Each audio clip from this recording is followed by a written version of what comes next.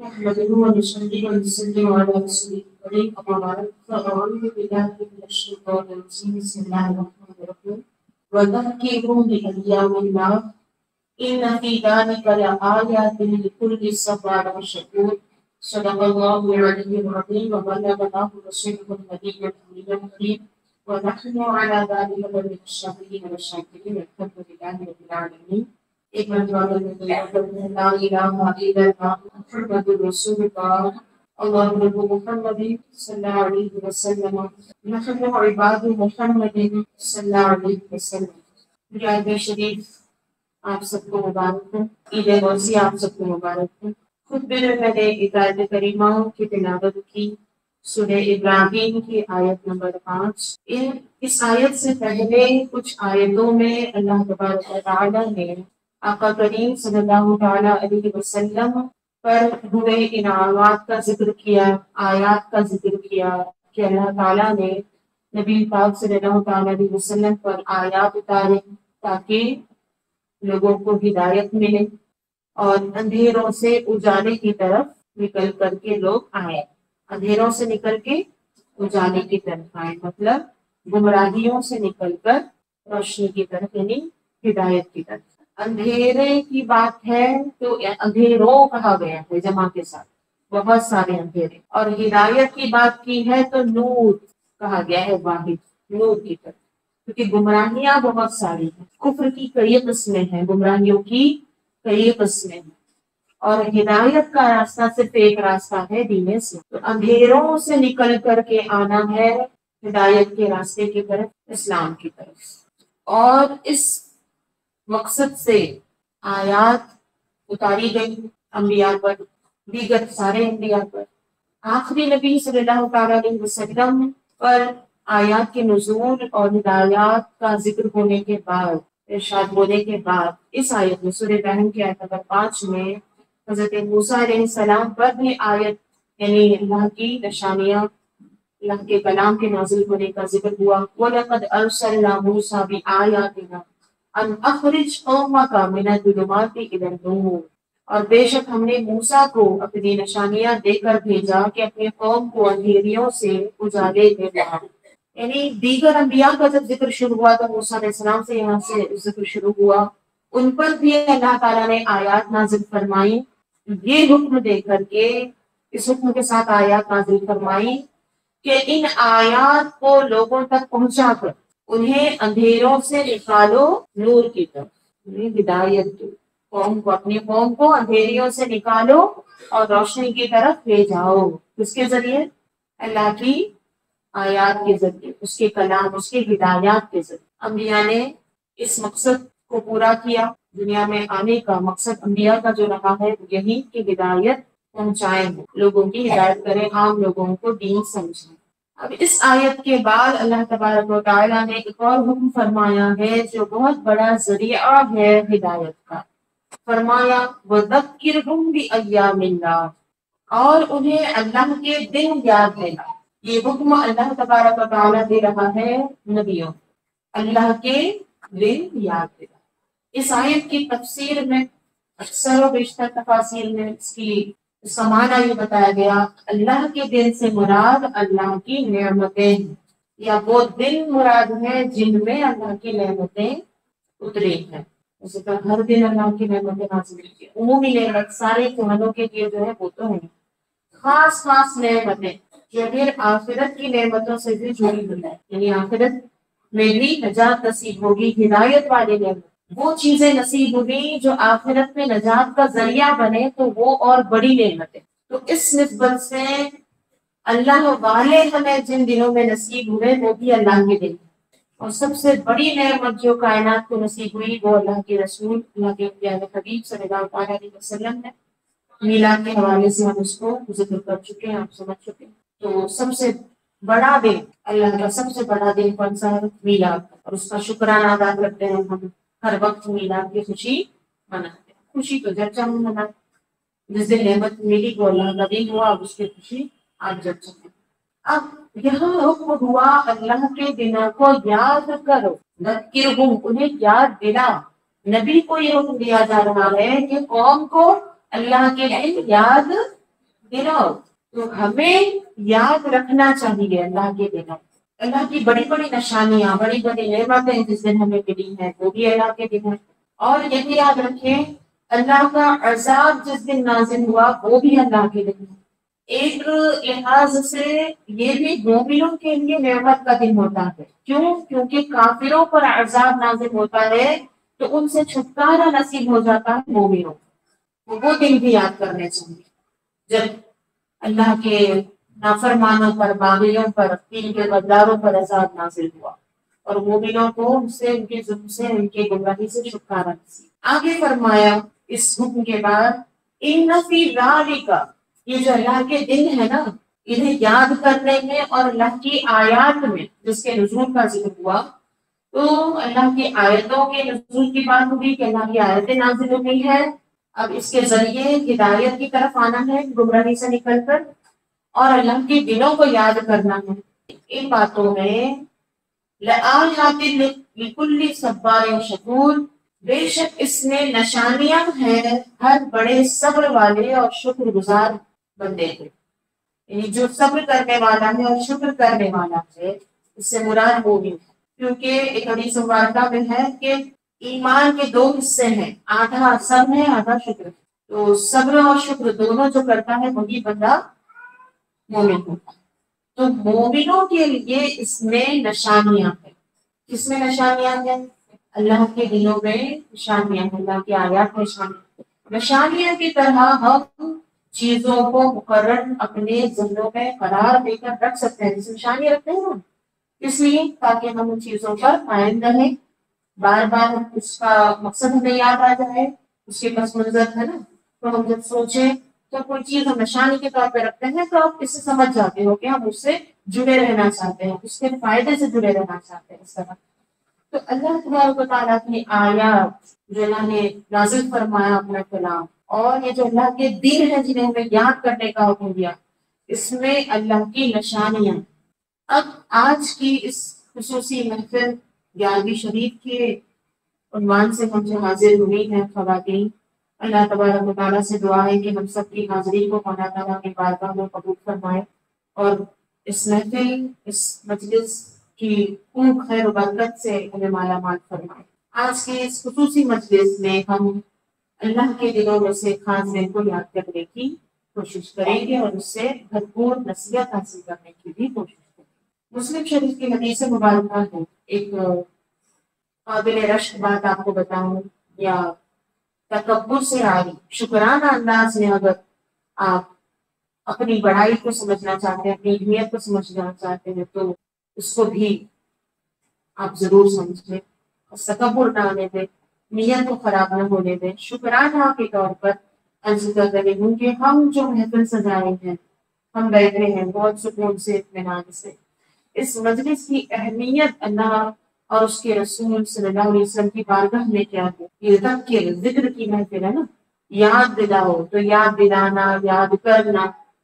اب محفل ہوتی ہے، محفل سچی ہوتی ہے، جس کے ہاتھ میں مائک ہوتا ہے وہ یاد دلا رہا ہوتا ہے، سن رہے ہیں وہ لوگ یاد کر رہے ہوتے ہیں، تو یہ ذکر ہے۔ یہ کیا ہے؟ ذکر۔ اس کا حکم کہاں ہے؟ قرآن مجید میں، ذکرہم، نبیوں کی سنت ہے لوگوں کو یاد دلانا، سبحان اللہ، اور وہ نبیوں کے بعد وراثت میں علماء کو ملی ہے، ٹھیک ہے؟ تو یاد دلاؤ، تو یاد دلانا، یاد کرنا، یہ سب ایمان والوں کے کام۔ کیا چیزیں یاد دلانا؟ اللہ اور اللہ سے جڑی ہوئی چیزیں۔ تو یہ جو ذکر کی محفلیں ہیں، اللہ کا شکر ہے ہم سب جمع ہوئے، آن لائن بھی کچھ خواتین جڑی ہوئی ہیں کافی ٹائم انتظار کے بعد، اور چونکہ یہاں خواتین کا ایک آنا، یہ جو لائیو محفل ہوتی ہے، اس سے تھوڑا سا وقت کی پابندی، میں جیسے آن لائن کلاس لیتی ہوں اس کی طرح نہیں ہو سکتی۔ آن لائن کلاس میں تو جیسے کہ 6 بجے کلاس ہے تو بالکل شارپ 6 بجے میں شروع کر دیتی ہوں، کیونکہ اپنی ہی سب بات ہوتی ہے، مجھے اسے شروع کرنا ہے تو وقت پر شروع ہو جائے۔ لیکن چونکہ اس طرح کی محفلیں جہاں خواتین کو آنا بھی ہے دور دراز سے کام نپٹا کر کے اور فاصلہ طے کر کے، تو پھر ان کی رعایت میں تاخیر ہو جاتی ہے۔ تو یہ وضاحت آن لائن جو ہمارے ساتھ بہنیں موجود ہیں ان کے لیے کر رہی ہوں، کہیں وہ تکلیف نہ محسوس کریں۔ ویسے تو ان کو سہولت ہے کہ وہ گھر بیٹھے سن رہے ہیں، لیکن جو خواتین قدم بڑھا کر کے ایک ایک قدم چل کر کے آئی ہیں ان کی بھی اپنی الگ شان ہے۔ ہر قدم پر ان کے لیے نیکیاں ہیں، تو ان کی رعایت کرنا، ان کے لیے رکنا مجھے اچھا لگتا ہے۔ ہم جب جمع ہو چکے ہیں تو مسلم شریف کی حدیث مبارکہ آپ کے سامنے رکھوں گی، جس میں اس ذکر کی مجلس، اس جلسے کا وقار آپ کو سمجھ میں آئے۔ اللہ کے رسول صلی اللہ علیہ وسلم نے ارشاد فرمایا کہ اللہ کے کچھ خاص فرشتے ہیں جو زمین پر گھومتے رہتے ہیں، تلاش کرتے رہتے ہیں، ڈھونڈتے رہتے ہیں۔ ان کا کام یہ ہے ہمیشہ ڈھونڈتے ڈھونڈتے ہیں پوری زمین پر، ٹھیک ہے؟ کیا کرتے ہیں، کیا ڈھونڈتے ہیں؟ وہ ڈھونڈتے ہیں ایسی ہی جلسوں کو، ایسی ہی مجلسوں کو جہاں پر لوگ بیٹھ کر اللہ کو یاد کر رہے ہیں، اللہ کے دنوں کو یاد کر رہے ہوں گے، اللہ والوں کو یاد کر رہے ہوں گے، کسی طرح اللہ اور اللہ سے جڑے لوگوں کا ذکر۔ تو فرشتے گھوم رہے ہوتے ہیں، اور جیسے ہی کوئی مجلس محفل پاتے ہیں، جس فرشتے کو کوئی محفل مل جاتی ہے وہ سارے فرشتوں کو پھر آواز دیتا ہے کہ آ جاؤ ہماری تلاش ختم ہو گئی، آ جاؤ یہاں آ جاؤ، اور سارے فرشتوں کو جمع کر کے وہ اس محفل میں شامل ہو جاتے ہیں، تو ساتھ میں بیٹھ جاتے ہیں۔ سبحان اللہ، کہاں سے کہاں تک پتا ہے؟ اب زمین کی سطح سے لے کر آسمانوں تک فرشتوں سے بھر جاتا ہے، اتنے فرشتے اس محفل میں شامل ہو جاتے ہیں۔ تو کچھ کم ہوئے کیا؟ یہ گنتی ہم جو مسجد میں بیٹھے ہیں لگ رہا ہے کہ ہم کم لوگ ہیں، نہیں، الحمدللہ 2 سے 3 قسم کے ایمان والے جمع ہو گئے ہیں یہاں پر، کچھ آن لائن ہو گئے، کچھ میرے سامنے ہو گئے، اور باقی تو ہمیں جو نظر نہیں آ رہا ہے انشاءاللہ وہ فرشتے بھی شامل۔ اس کے بعد کیا ہوتا ہے؟ جب تک اللہ کا ذکر ہوتا ہے، مجلس ہوتی ہے، فرشتے شامل ہوتی ہیں، اور فرشتوں کا شامل ہونا اپنے آپ میں بہت بڑے انعامات کو سمیٹے ہوئے، بہت برکت ہوتی ہے۔ جس جگہ فرشتے آ جائیں برکت ہی برکت ہے، اور شیاطین کا دور ہونا، بیماریوں کا دور ہونا۔ ویسے ہم الگ سے بولتے ہیں نا دعا کرو اور یہ کرو، تو الگ سے دعا نہ بھی کریں، کچھ الگ سے ہم اہتمام نہ بھی کریں تو اللہ کی کرم نوازش، اس کا فضل تو ہو ہی رہا ہے۔ رحمت خدا بہانا بھی جو ہے، رحمت خدا بہا نہیں جو ہے، اللہ کی رحمت قیمت نہیں ڈھونڈتی، اللہ کی رحمت بہانا ڈھونڈتی، ایک موقع بن جائے اس کی رحمت نازل ہونے لگے، بغیر مانگے، بغیر آرزوؤں کے بھی ہماری بات ابھی تک بنی ہوئی ہے۔ یہ سب تمہارا کرم ہے آقا کہ بات اب تک بنی ہوئی ہے۔ کوئی سلیقہ ہے آرزو کا، نہ بندگی میری بندگی ہے، نہ ڈھنگ کی ہم دعا کرنا سیکھیں، کوئی سلیقہ ہی نہیں ہے آرزو کرنے کا بھی، آرزویں بھی اٹھ پٹانا ہے، مانگنے کے طریقے بھی جاہلانہ ہے، اجلت ہے اس میں، اور بہت ساری خامیاں ہیں۔ کیا لگتا ہے ہم بہت اچھی دعائیں کرتے ہیں اس لیے ہماری دعائیں قبول ہوتی ہیں، تب ہمیں نعمتیں ملتی ہیں؟ نہیں، ہمارا تو کوئی ڈھنگ ہی نہیں ہے مانگنے کا، کیا مانگنا ہے وہ تک ڈھنگ نہیں ہے، کیسے مانگنا ہے وہ چھوڑیے، کیا مانگنا ہے اس میں بھی غلطیاں کرتے ہیں، جو مانگنا ہے وہ نہیں مانگتے، جو نہیں مانگنا ہے وہ مانگتے بیٹھتے ہیں۔ تو کوئی سلیقہ ہے آرزو کا، نہ بندگی میری بندگی ہے۔ عبادت بھی کون سی ڈھنگ کی ہے کہ ہم یقین جانیں کہ عبادت قبولی ہو رہی ہو؟ کوئی یقین سے کہہ سکتا ہے ہماری عبادتیں قبولی ہو رہی؟ دنیا بھر کے نقص ہیں اس کے اندر، خرابیاں، اللہ معاف فرمائے۔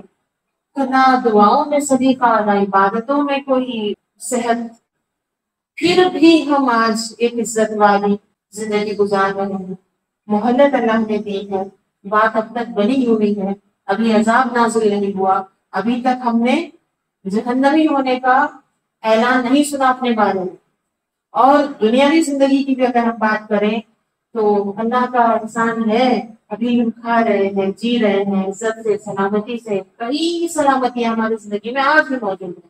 تو یہ سب کیا ہے؟ یہ سب تمہارا کرم ہے آقا کے بات اب تک بنی۔ تو مانگنے سے ہی سب مل رہا ہے ہم کو، ہم دعائیں کر رہے ہیں، دعا کرو دعا کرو، بڑی ٹینشن اس کے لیتے ہیں، کرنا سے یقیناً حق ہوتا ہے اللہ کے بندے ہیں، لیکن بھروسہ بھی اتنا رکھو اللہ پر کہ ہم مانگتے نہیں ہیں، وہ بھی بہت ساری چیزیں اللہ تعالیٰ دے رہا ہے، اس کی بھی قدر کرو۔ تو فرشتوں کا نزول، فرشتوں کا محفلوں میں شامل ہونا، گھروں میں ذکر ہو رہا ہے تو گھروں میں فرشتوں کا آ جانا، یہ اللہ کی رحمتوں کی تقسیم ہی ہے۔ ان فرشتوں کے ذریعے اللہ تبارک و تعالیٰ گھر گھر اپنی رحمتیں پہنچاتا ہے۔ ہاں، ہم اگر اس میں رکاوٹیں نہ ڈالیں، تصویریں رکھیں گے تو فرشتے نہیں آئیں گے، شراب گھر میں ہوگی تو فرشتے نہیں آئیں گے، کتے ہوں گے تو فرشتے نہیں آئیں گے، یہ بات کس نے بتائی ہے؟ اللہ کے رسول نے بتائی ہے۔ تو ایسے رکاوٹیں اگر ہم نہیں رکھیں گے تو رحمت کے فرشتے آئیں گے ضرور انشاءاللہ۔ جب آتے ہیں تو خوب برکتیں ملتی ہیں، بیماریاں دور ہوتی ہیں۔ فرشتہ قریب ہو تو بیماریاں دور ہوتی ہیں، اور شیطان قریب ہو تو بیماریاں لگ جاتی ہیں۔ یہی انتظام اگر ہم کر لیں محفلوں کا، اللہ کے ذکر کی محفلوں کا، تو اپنے آپ قریب نحوستیں پریشانیاں دور ہوتی رہیں گی ہمارے گھروں سے انشاءاللہ۔ تو اللہ کا احسان ہے بے حد تو بے انتہا، ہم شکر بجا لاتے ہیں اللہ کی بارگاہ میں کہ ہمیں اس نے توفیق عطا فرمائی کہ اس کے ذکر کی محفلیں ہم سجاتے ہیں اور بیٹھ کر کے اللہ اس کے رسول کا ہم ذکر کرتے ہیں الحمدللہ۔ کل جس کے گھر میں محفل ہے ذکر کی، ان کو بڑی خوشی ہو رہی ہے، مسکرا رہے ہیں ماشاء اللہ، عشرت آپا، آفرین آپا، ثنا آپا، ماشاء اللہ۔ تو اللہ کرے ہم سب کو، ہم سب ایمان والوں کو ہمیشہ اللہ کے ذکر میں جینے مرنے کی توفیق ملے۔ تو مجلس قائم کرنا، تو فرشتے شامل ہو جاتے ہیں۔ اس کے بعد دیکھیے کیا ہوتا ہے، مسلم شریف کی روایت آگے جو اس کا ذکر ہے سنیے۔ جب تک محفل ہوتی ہے تب تک فرشتے شامل ہوتے ہیں، جب محفل ختم ہو جاتی ہے تب واپس پھر وہ اللہ کے پاس جاتے ہیں، آسمانوں کی طرف وہ چلے جاتے ہیں، اللہ کی بارگاہ میں جیسے اس کی شان کے لائق ہے حاضر ہوتے ہیں۔ تو اللہ تبارک و تعالیٰ تو سب کچھ جانتا ہے، اس کے باوجود فرشتوں سے پوچھتا ہے کہ محفل کیسی ہوئی، مطلب میں مفہوم بتا رہی ہوں کہ گئے تھے وہاں پر کیا دیکھا، تو فرشتے سب بتانے لگتے ہیں کہ ایسے ایسے ذکر ہوا، یہ ہوا۔ ہم بھی کرتے ہیں نا اس طرح، مضمون میں بتا رہی ہوں اس کا، ورڈ ٹو ورڈ حدیث میں جو ہے بولے میں خلاصہ بتا رہی ہوں اس کی۔ تو ہم بھی جاتے ہیں پوچھتے ہیں جلسہ کیسا ہوا، پھر اس میں پھر اچھا ہی جو ہم اس کا مزے لے رہے ہوتے ہیں، یہ بھی ایک اچھا کام ہے کہ ہم ایمانی کام کر رہے ہیں، اللہ کا ذکر کر رہے ہیں، پھر اس میں جو لطف ملا اس کو بھی پھر ہم دوہرا رہے ہیں۔ تو اچھی چیزوں کا پھر ذکر کرنا، دوہرانا، یہ سب اللہ کو پسند ہے، اللہ تعالیٰ چاہتا ہے، لیکن پھر فرشتوں سے اس مجلس کا دوبارہ ذکر کروا رہا ہے۔ تو فرشتے بھی پوری ڈیٹیل بتاتے ہیں کہ ایسا ایسا تھا، ایسا تھا سب۔ اور فرشتے سب کو پہچانتے بھی ہیں، کون کون آئے تھے، آپ کے گھر کہاں ہے، کیسے ہیں، آپ کے گھر والے کون کون ہیں، فرشتے سب کو پہچانتے ہیں۔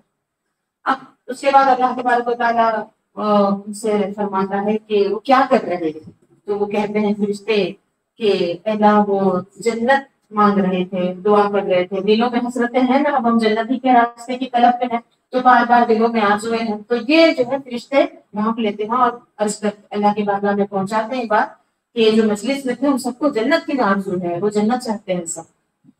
تو اللہ تعالیٰ ان سے پوچھتا ہے کہ کیا وہ تم لوگوں نے جنت دیکھی ہے؟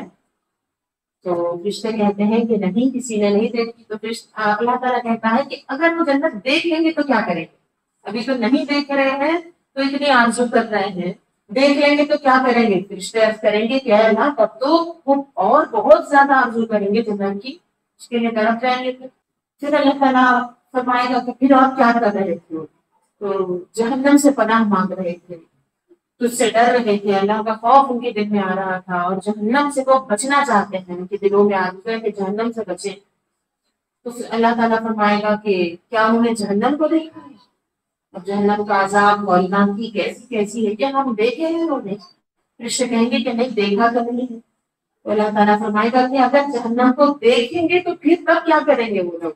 تو فرشتے کہیں گے کہ نہ دیکھ کر کے اتنا وہ جہنم سے پناہ مانگ رہے تھے، ایمان والے نا، یقین ہے پناہ مانگ رہے ہیں، اب دیکھ لیں گے اگر تب تو بہت زیادہ ڈریں گے اور بہت زیادہ پناہ مانگیں گے، پھر جہنم سے بچیں گے، پھر توبہ کریں گے، استغفار کریں گے، اپنے گناہوں سے وہ بچیں گے، اور جو ہو چکے ہیں گناہ اس سے توبہ کریں گے، سدھر جائیں گے۔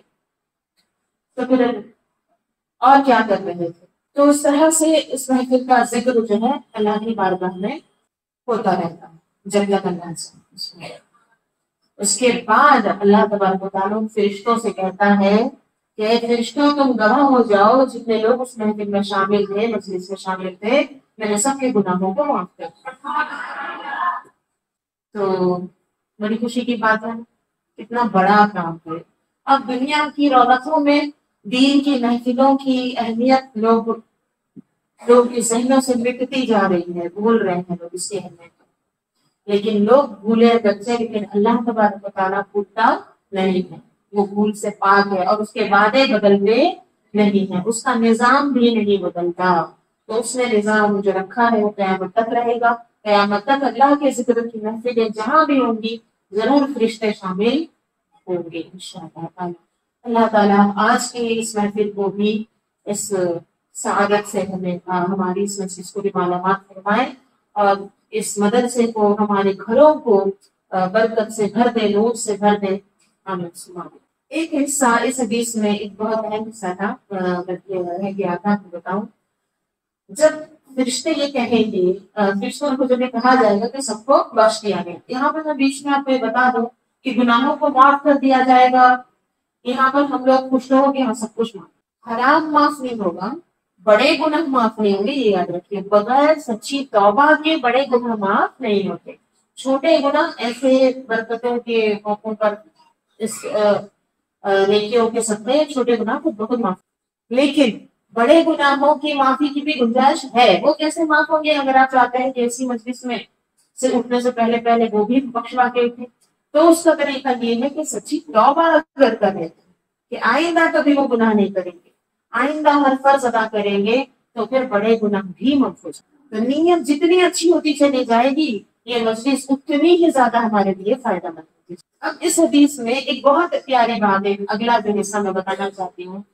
فرشتے عرض کریں گے کہ اے اللہ، سب کو تو نے بخش دیا، سب کے گناہ بخش دیے، اس مجلس میں ایک ایسا شخص بھی تھا جو گھر سے جب نکلا تھا خاص مجلس میں آنے کا ارادہ اس کا نہیں تھا، خاص محفل میں آنے کے ارادے سے جو نکلے ان کا سوچیے پھر مرتبہ کیا ہے۔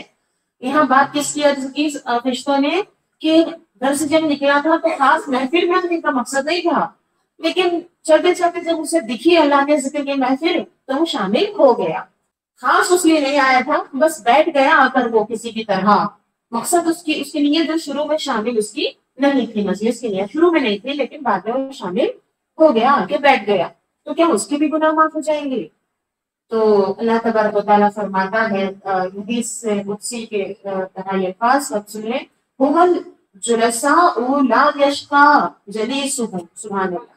یہ عربی عبارت کے ساتھ جو میں سنا رہی ہوں کیونکہ بہت پیارا جملہ ہے، فرماتا ہے اللہ تعالیٰ کہ ہاں اس کی بھی بخشش ہو جائے گی، کیونکہ جو مجلس میں شامل ہیں وہ ایسے لوگ ہیں، دیکھیے جو باقاعدہ نیت سے آئے ہیں ان کی اہمیت دیکھیے، یہاں پر بغیر نیت جو آیا وہ شامل ہو گیا، اس کی بھی بخشش ہو گئی، تو اس کی کیسے ہو گئی؟ تو اس کی وجہ بتائی گئی، ہم الجلساء، یہ جو پوری نیت کر کے شامل ہونے والے ہیں جلسوں میں، وہ ایسے لوگ ہیں، ہم الجلساء، وہ بیٹھنے والے، جلسہ سے سمجھ رہے ہیں؟ جلسہ بیٹھنے والے، پورے جلسہ جمع ہے، ساتھ بیٹھنے والے یہ ایسے لوگ ہیں، ان کی ایسی خاصیت ہے اللہ کی بارگاہ میں، ان کا اتنا مرتبہ ہے کہ لا یشقیٰ جلیسہم، ان کے ساتھ بیٹھنے والا بھی بدبخت نہیں رہ جاتا، وہ بھی نیک بخت ہو جاتا۔ جو پوری نیت کر کے جلسوں میں شامل ہوتے ہیں، ان کی برکت، ان کا ساتھ نصیب ہونے کی وجہ سے جس کی نیت نہیں تھی اس کو بھی فائدہ مل گیا کہ اس کے بھی گناہ۔ تو پوری نیت سے جب ہم دین سیکھنے کے لیے، اللہ کا ذکر کرنے کے لیے جلسہ قائم کرتے ہیں، تو سوچئے کتنے ہے۔ ابھی میں چونکہ عنوان کی طرف مجھے آنا ہے تو بہت میں مختصر میں ہی اس کو میں رکھ کر آگے بڑھ رہی ہوں، ورنہ فرشتوں کے نزول پر بھی اگر ہم بات کریں تو گھنٹوں بات کر سکتے ہیں، فرشتوں کا جو شامل ہونا ہے، پھر اللہ کی بارگاہ میں جو گفتگو ہے کہ فرشتے بات رکھتے ہیں، پھر اللہ تبارک و تعالیٰ فرماتے، اس کو اگر ہم اور سمجھیں گے نا کس طرح کے ذکر ہو رہے ہیں، لوگوں کی آرزوؤں کو جس طرح پیش کیا جائے، اس پر اگر ہم اور تفصیل سے بات کریں تو اسی میں 2-4 گھنٹے لگ جائیں۔ یہ بڑی خوش نصیبی کی بات ہے، اسے ہمیں بھولنا نہیں چاہیے، ہلکا نہیں سمجھنا چاہیے۔ دنیا والے اور بے ایمان لوگ اس کو ہلکا سمجھتے ہیں، اللہ کے ذکر کی محفل ہے، دنیا میں سب سے پیاری محفل ہے۔ اب ان محفلوں میں ہی ہمیں موقع ملتا ہے کہ ہم یاد کریں جو یاد کرنے کا اللہ نے حکم دیا ہے۔ کیا یاد کرنا ہے؟ اللہ کے دن یاد کرنا ہے، اللہ کی نعمتیں یاد کرنا ہے، اللہ والوں کو یاد کرنا ہے۔ تو آج ہم بالخصوص غوث اعظم رضی اللہ تعالیٰ عنہ کی 11ویں شریف کو یاد کرنے کے لیے جمع ہوئے۔ 11 ربیع الثانی تو ہم 11ویں شریف مناتے ہیں، اور بعض تو پھر ہر مہینے کی بھی 11ویں کو 11ویں کرتے ہیں۔ 11ویں شریف کیا؟ تو چند روایات کے مطابق اور اس علاقے میں، اس ہندوستان کے علاقوں میں اور اس طرف کے کچھ علاقوں میں یہ بات مشہور ہے کہ 11 ربیع الثانی غوث اعظم رضی اللہ تعالیٰ عنہ کے وصال کا دن ہے، آپ کے عرس کا دن ہے، تو عرس کے نام سے بھی 11 ربیع الثانی کو 11ویں شریف منائی جاتی ہے۔ اور ایک مضمون، ایک روایت یہ بھی ملتی ہے اور وہ بہت پیاری مجھے لگتی ہے۔ ایک بزرگ نے کہا ہے، وہ بھی اللہ والے، اللہ کے ولی گزرے ہیں، انہوں نے کہا کہ غوث اعظم رضی اللہ تعالیٰ عنہ کا خود معمول تھا، آپ اپنی زندگی میں لوگوں کو دین سکھانے کے لیے میلاد کی محفل قائم کیا کرتے تھے ہر مہینہ۔ میلاد کی محفل کیا، وہ میں پچھلے گزشتہ میلاد کی محفل میں بتا چکی ہوں، جس میں مقصد کیا ہوتا ہے، مقصد بعثت رسول صلی اللہ علیہ وسلم پر بات کرنا، ہدایت پر بات کرنا، دین اسلام کی بات کرنا، ٹھیک ہے۔ تو میلاد کی محفل 11 تاریخ کو وہ بلاتے تھے، چونکہ مغرب بعد بھی 12ویں لگ جاتی تھی، ٹھیک ہے۔ تو دعوت ملتی تھی 11 تاریخ کے دن میں پہنچتی تھی، اور لوگ جمع ہوتے ہوتے جو ہے بہت سارے آتے تھے۔ غوث اعظم کی محفلوں میں تو ہزاروں لاکھوں کی تعداد بھی پہنچتی تھی، تو بہت سارے لوگ جمع ہوتے تھے، تو دن بھر جمع ہونے لگ رہا ہے، ٹھیک ہے۔ تو 11ویں کو جمع ہو رہے ہیں اور مغرب تک جمع ہو رہے تھے، مغرب کے بعد سلسلہ شروع ہوتا تھا میلاد۔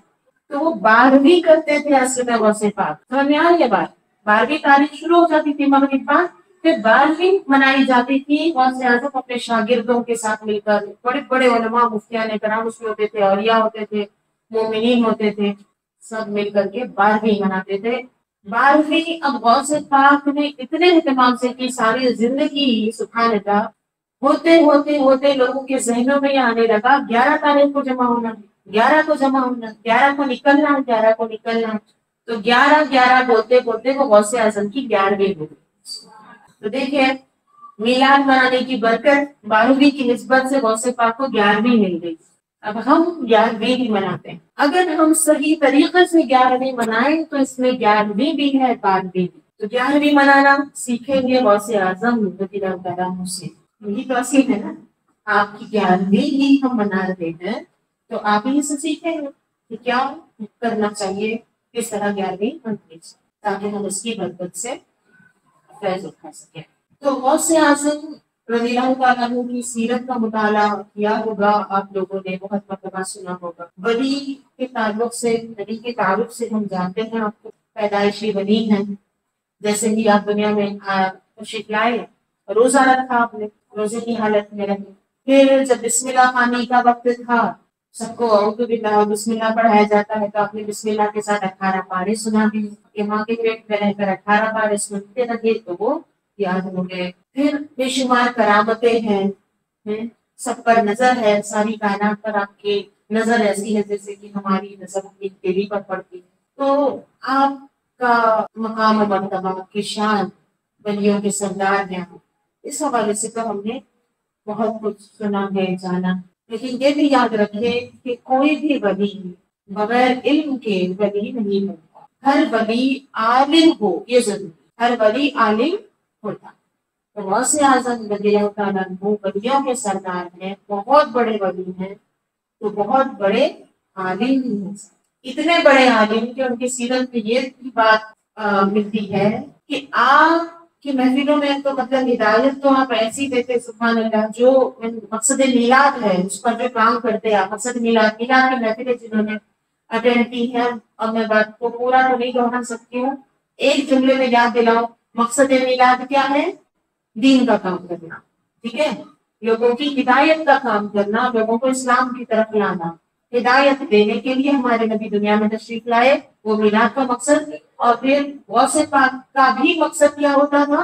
اسی ہدایت کا کام کرنا۔ ساری زندگی انہوں نے پھر لوگوں کو اسلام سکھایا، سمجھایا، ہدایت کی طرف بلاتے رہے۔ تو اس کے لیے آپ نے جس طرح سے کام کیا ہے وہ ساری دنیا کے لیے مثال، بہت بڑا مدرسہ قائم کیا، پہلے تو بہت محنت، مشقت اور مشکلوں سے آپ نے علم حاصل کیا، علم کے راستے میں، اب علم حاصل کیا مطلب ایسا نہیں وہ تو پیدائشی ولی ہے تو پیدائشی عالم بھی ہے، مزید علم کے لیے، علم کی اور گہرائی تک پہنچنے کے لیے، تصوف کی گہرائیوں تک، علم کی عرفان کی گہرائیوں تک پہنچنے کے لیے، ان کا علم کا لیول اور آگے والا، اس علم کے، ہم فرض کے لیے نہیں محنت کرتے، وہ فرض والا علم تو پہلے ہی رکھتے تھے، پیدائشی بھی آپ علم والے بھی تھے، مزید آگے علم حاصل کرنے کے لیے آپ نے اتنی محنتیں کی ہیں، گھر سے دور رہے ہیں، جنگلوں میں آپ رہے ہیں، اکیلے پتے کھا کر کے، भूखे रह करके, खा करके, और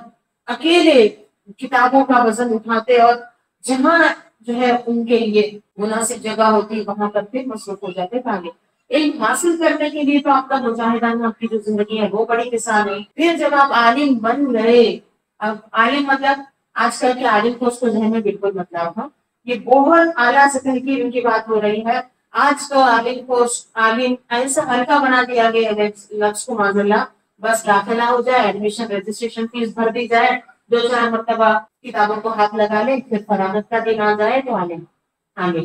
तो उस तरह हल्का मत जानिए इसको। ये जो बात हो रही है ये हक अदा करने वालों की बात हो रही है। ये इल्म हासिल भी करते तो हुसूल का हक अदा करते, फिर तबलीग भी करते, दीन इल्म पहुंचाते तो पहुंचाने का हक अदा करते। उसके बाद जब तालीम देनी शुरू की, सुभान अल्लाह, हम ये पढ़ते हैं आपकी सीरत में कि रात में अभी एक तालिबा ने आपकी सीरत का जिक्र किया कि रात में है ना इशा के हुजूर से फज्र की नमाज भी आप अदा करते, रात भर इबादत में मसरूफ है। 40 साल आपने इस तरह गुजारे। अब ये भी सुने कि गौसे आजम रज़ियल्लाहु ताला अन्हु जब आलिम बड़े बड़े मुफ्ती बड़े इमाम बने, जब आपने तालीम देने का काम शुरू किया तो 40 साल मुसलसल आपने 40 साल लोगों को पढ़ाने का काम किया। और पढ़ाते भी कैसा थे, बीच में कोई नागा नहीं, कोई छुट्टी लंबी लंबी छुट्टियां आज जो लग जाती हैं नहीं, एक तरीके से हो गया काम। हाँ, एक तरीके को अगर वक्फा दिया जाए तो दूसरे तरीके से दीन का काम जाए, दूसरे तरीके से रुका तो तीसरे तरीके से जाए। आप इदारा चलाते, बहुत बड़ा मदरसा चलाते, हजारों उसमें बड़े बड़े उलमा आइम्मा आपके मदरसे से फारिग हैं, जो आपके मदरसे से फारिग हुए हैं उन्होंने दीन का बहुत बड़ा बड़ा काम किया। तो उनके रहने का इंतजाम, उनकी तालीम का इंतजाम, और खुद गौसे पाक जो है दिन भर तालीम दिया है, तजवीद, नहव, सर्फ, अभी अब दरस निजामी में जो कई उन्वानात हैं, इल्म कलाम, हदीस, तफसीर वगैरह, ये सब चीजें आप पढ़ाते थे। बहुत अजीम और शान उस्ताद रहे हैं, उस्तादों के भी उस्ताद रहे हैं। तो आपकी ये जो सीरत है दीन के काम के हवाले से याद रखिए। 11वीं मनाना है उनको, तो आपने 12वीं कैसे मनाई? फिर आप महफिलें करते, हर महीना फिर मजलिस सजाते कि इसमें आम खास सब शामिल हो जाते, आखिरत की याद दिलाते, दुनिया की हकीकत समझाते, इल्म की अहमियत बताते, अल्लाह तबारक व तआला के अहकामात पहुंचाते, अल्लाह के खौफ को दिलों में डालते, अल्लाह की शान लोगों को समझाते, रसूलुल्लाह सल्लल्लाहु अलैहि वसल्लम का मर्तबा लोगों को समझाते। इस तरह वाज करते, बयान करते, दलाइल के आपके सामने लोगों के सामने रखते, कुरान और हदीस सुनाते, तालीम देते, इज्तिमा की शक्ल में तालीम देते हर महीना। फिर उसके बाद फिर लोगों को खाना भी खिलाते। तो ये वो माहाना महफिल होती थी जो फिर होते होते होते 11वीं के नाम से मशहूर हो। तो हमें भी ये तरीका अपनाना चाहिए कि दीन सिखाएं फिर खिलाएं। एक खास बात सीरत के हवाले से, गौसे आज़म की सीरत के साथ में जो याद रखनी चाहिए, बहुत अच्छी बात, और मेरे लिए ये जब मुताले में ये बात आई थी तो काफी मुझे कुव्वत हासिल हुई थी, रूहानी कुव्वत हासिल हुई थी। क्योंकि दीन के राह में परेशानियां आती रहती हैं, रुकावटें आती हैं, दुश्मन होते हैं, गुमराहियां देख करके कलेजा और फटता है ना, दिल पारा पारा होता है, टुकड़े होता रहता है, बहुत तकलीफ होती है। क्या देखकर? कुफ्र की साजिशें देख करके, यहूद, नसारा, मुल्हिदीन, इस्लाम के खिलाफ बकवास है, ये है। जो दीन का काम करते हैं वो बहुत अच्छी तरह जानते हैं। अभी एक मेरे बहन ने जो है फरजाना आपा ने फरजाना बाजी ने जलसा रखाया था अपने घर में, मदरसे से तो फैज ले रहे थे वो सालों से। अपने घर पर जब जिक्र की महफिल, मीलाद की महफिल रखी, उन्होंने पहली मर्तबा कोशिश की, माशाल्लाह, और बहुत कामयाब महफिल रही। उसके बाद उन्होंने मुसाफा करके अपना जो तजुर्बा पेश किया, वहां से भी एक सीख मिलती है, इसलिए आपके सामने रख रही हूँ। उन्होंने हाथ मिलाते हुए मुझसे कहा कि बाजी, सर भी हिला रहे थे, बाजी वाकई आप लोग बहुत मेहनत करते हैं। एक जलसे के लिए हमको क्या क्या करना पड़ा, क्या क्या सुनना पड़ा, रात की नींद मेरे 4 दिन से नहीं हो रही है। आप लोग इतने काम करते हैं, कैसे करते होंगे, पूरा तो नहीं समझ सकते, थोड़ा अंदाजा तो हुआ हमें कि वाकई आप लोग बहुत मेहनत जो करते हैं, जो मैदान में उतरते हैं, उनको पता चलेगा ना पैरों में क्या चुभ रहा है, सर पे कैसी जो है धूप के साए में जो है हम हैं, कैसे जो है लोग गरम गरम बातें सुनाते हैं। तो खैर हमारी भी कोशिश है, फिर भी अल्लाह का करम है, हम भी बहुत आसान काम कर रहे हैं, क्योंकि अभी काफी आसानियां मौजूद हैं। हमारे बड़ों ने जो मुश्किलें جھیلی ہیں، جو برداشت انہوں نے کیا دین کی خاطر، اور جو انہوں نے دین کے لیے راستے بنائے ہیں، بنے بنائے راستے پر ہم چل رہے ہیں، تو ہمارے لیے پھر بھی ابھی آسان ہے. لیکن ہمارے بڑوں نے جو راستے بنائے ہیں، بالکل سمجھو جنگلوں میں انہوں نے دین کے لیے پھر نئی راستے انہوں نے نکالے، گمراہی کے صحرا میں انہوں نے پھر دین کا راستہ بنایا ہے. تو وہ جو بنا بنایا راستہ ہے اس پر چلنے ہمیں مشکل آج لگ رہی ہے، تو اندازہ لگا کہ ان اللہ والوں نے کتنی محنتیں کی. ان کے نام پر صرف کھانا، صرف لفظ کے ساتھ، یہ آخری والا کام ہے کہ محنت کرنا بھی ہے تو ساتھ میں کھانا بھی ہے، کیونکہ قوت بھی چاہیے ہر کام میں، عبادت کے لیے بھی قوت چاہیے. تو قوت کام کے لیے ہم اگر نیت میں رکھتے ہیں تو اس قوت میں بھی برکت ہوگی، اس میں بھی فرشتوں کا ساتھ نصیب ہوگا. کھانا بن رہا ہوگا وہاں بھی فرشتے ہوں گے، دسترخوان لگے گا وہاں بھی فرشتے آئیں گے. کھانا میں دسترخوان پہ بھی فرشتے ہوتے ہیں، خاص کر جب بیمار کے ساتھ کھانا کھایا جائے، یتیم کے ساتھ کھانا کھایا جائے تو وہاں پر فرشتوں کے ساتھ ہونے کا ذکر آتا ہے. تو جتنی نیک نیتی کے ساتھ ہم دستک لگاتے ہیں اتنا فرشتوں کا ساتھ نصیب ہو سکتا ہے. نیت پہلے اچھی ہونا، لیکن نیت اللہ کی فرمانبرداری کی نہیں، دین سیکھنے کی نہیں، صرف کھانے اور مزے لینے کی اگر نیت ہے تو پھر دیکھ کی جگہ بھی شیطان رہیں گی، دسترخوان پہ بھی شیطان رہیں گے، کھاتے وقت ہمارے ہاتھوں کے ساتھ شیطان کا ہاتھ رہے گا، ہمارے پیٹ کے ساتھ شیطان کا پیٹ رہے گا. یہ سب میں اپنے اندازے سے نہیں بول رہی ہوں، اس مفہوم کی ساری حدیثیں موجود ہیں، اللہ کے رسول نے سب یہ غیبی باتیں بتا دی ہیں ہم کو، کہاں کہاں شیطان کا ساتھ نصیب ہوتا ہے اور کہاں فرشتہ. تو 11ویں کی جو شکل ہم نے بگاڑ رکھی ہے، اس کے طریقے کو درست کر لینا چاہیے. کہ ہم درست کرنے میں بالکل شروعات سے ہی آتے ہیں. تو حصوں میں ہی سمجھ لیجیے، ایک مقصد اور دوسرا طریقہ. 11ویں کے مقصد کو درست کر لیجیے اور دوسرا طریقے کو صحیح کر لیجیے. تو مقصد کیا ہونا چاہیے 11ویں کا؟ جو غوث اعظم کا مقصد تھا کیا تھا؟ دین کی ترقی، اسلام کی ترقی، دین سیکھنا سکھانا. اس کے ساتھ ساتھ آپ طلبا کو کھلاتے تھے کھانا، علماء کو کھلاتے تھے، خوب نوازتے تھے سب کو جو دین پڑھنے پڑھانے میں مصروف ہے. ہاں، آپ مسلمانوں سے بھی جو آ رہے ہیں وہ بھی تو دین سیکھنے آ رہے ہیں، ان کو بھی کھلاتے تھے، خوب کھلاؤ، لیکن دین کی ترقی کی بھی نیت شامل ہے. یہ ہمیں مقصد کو بہتر بنانے میں جو چیز مدد دے، میں وہ بات بتانا چاہتی ہوں کہ جب کفر، الحاد، یہ شرک، جتنی قسمیں اسلام کی دشمنی کے، جتنے یہود نصارہ، یہ سب اسلام کی دشمنی مانتے ہیں. جانتے ہیں نہیں جانتے کہ اور پیچھے سے سبق لانا پڑے گا؟ نہیں، آپ لوگ تو کافی زمانے سے جو سن رہے ہیں ان کو سب چیزیں معلوم ہے. خاص کر راہ جنت کتاب جنہوں نے مکمل کر رہی ہوگی وہ بہت اچھی طرح سے اس چیز کو سمجھتے ہوں گے. ورنہ چلیے عام سے سطح پر کم سے کم نالج میں اتنا تو پتا ہوگا کہ اسلام کا جو اہم پیغام ہے وہ یہ کہ اللہ کے سوا کوئی معبود نہیں اور محمد صلی اللہ علیہ وسلم اللہ کے رسول. اب یہ جو کلمہ ہے اور اس کلمے کا جو تقاضا ہے، اس کا جو پورا مضمون ہے، اس کے خلاف ہیں باقی سارے مذاہب. نہ ہی رسول اللہ کو وہ مانتے ہیں اور نہ ہی اللہ کو ایک خدا مانتے ہیں. اس وجہ سے وہ اسلام سے ہمیشہ تکلیف میں رہتے ہیں، دشمنیاں ہوتی ہیں، اسلام کو روکنے کی کوشش ہوتی ہے. چلیے ان کی کوشش کو بھی ابھی تھوڑا سائڈ میں رکھ لیجیے. ہم بحیثیت مسلمان، ہم مسلمان ہیں، ہمیں ایمان کی بات ہو تو خوشی محسوس ہو رہی ہو اور کفر کی بات، شرک کی بات ہو تو تکلیف ہو رہی ہو، ایسا ہے یا نہیں ہے؟ اگر یہ کیفیت ہمارے اندر نہیں ہے، کافرانہ بات سن کے بھی ہم ویسے ہی جھومتے ہیں، تو مطلب ہم معاذ اللہ خود بھی کافر ہو گئے. ایمان اور کفر میں فرق ہے نہیں ہے؟ اصل میں تو ہے، حقیقت میں تو فرق ہے ہی ہے. ہمارے دلوں میں بھی ہے یا نہیں ہے بھی باقی؟ اس کا جائزہ لیتے رہیں، کیونکہ دجالی دور جو تیزی سے آگے بڑھ رہا ہے، لوگوں کے دلوں سے ایمان اور کفر کی تمیز مٹائی جا رہی ہے. ایمان کی باتیں بھی وہی برتن میں ڈالو، کفر کی باتوں کو بھی وہی برتن میں ڈالو. کون سا برتن؟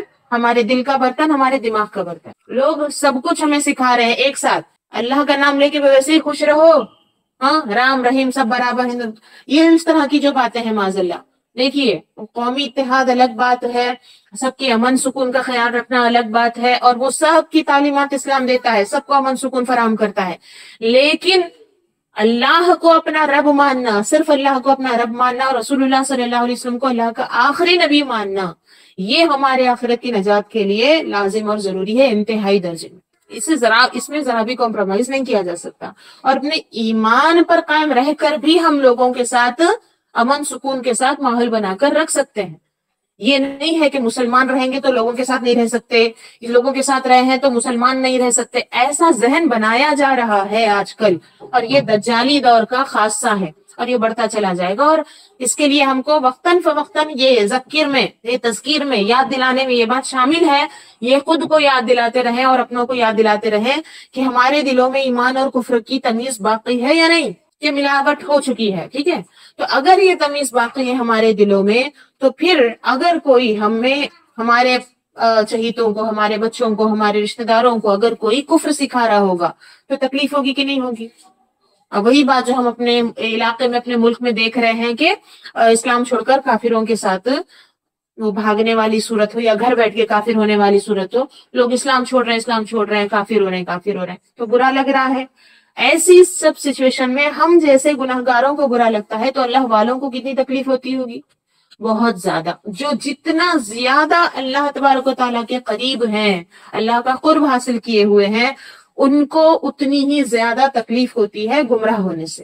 اگر ہم راستہ بھٹک جاتے ہیں، گناہوں میں پڑ جاتے ہیں، ایمان سے ہاتھ دھو بیٹھتے ہیں، تو اتنا ہی زیادہ بزرگوں کو تکلیف ہوتی ہے، اللہ والوں کو تکلیف ہوتی ہے.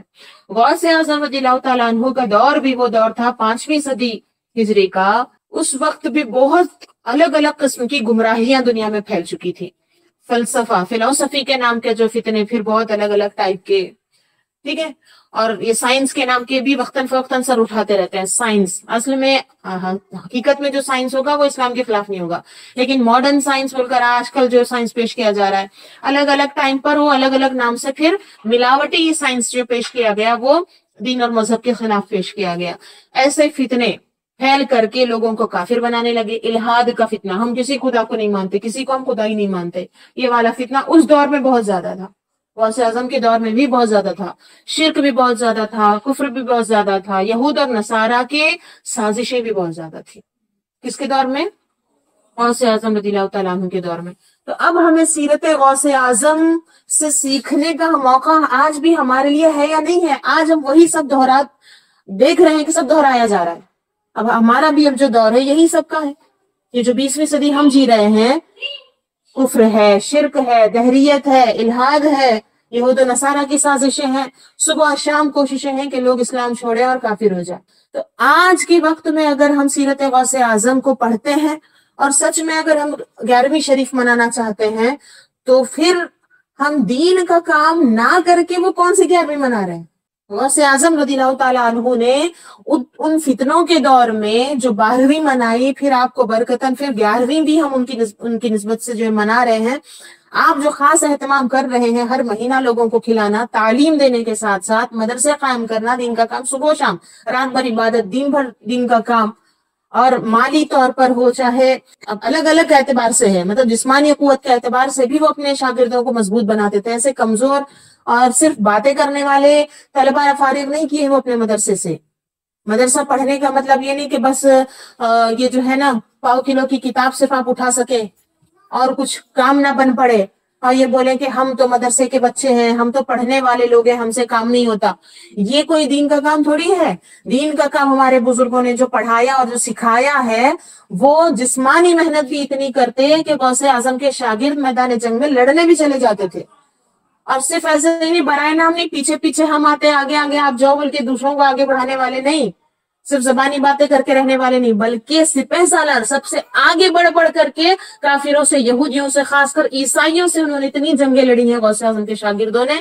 اور اس سے پہلے بھی آپ کو بتایا تھا، جو تحقیق سامنے آئی یہ کافی جو ہے عبرتناک ہے، ہمارے لیے سبق لینے والی ہے کہ سلطان صلاح الدین ایوبی رحمت اللہ تعالی علیہ بھی غوث اعظم کے شاگرد رہے، اور ان کے لشکر میں بہت سارے سینکڑوں شاگرد غوث اعظم کے مدرسے سے فارغ تھے، اور وہ جا کر کے جنگ لڑے، اور بیت المقدس بھی جو ہے اس جنگ کو بھی انہوں نے جیت لیا تھا. یہ بہت بڑی جنگ مانی جاتی ہے. اور اس کے علاوہ پھر کئی موقعوں پر انہوں نے اپنا جسمانی کردار بھی جو ہے، ہمتیں، کوششیں بھی، اس کردار کو بھی اپنا پیش کیا.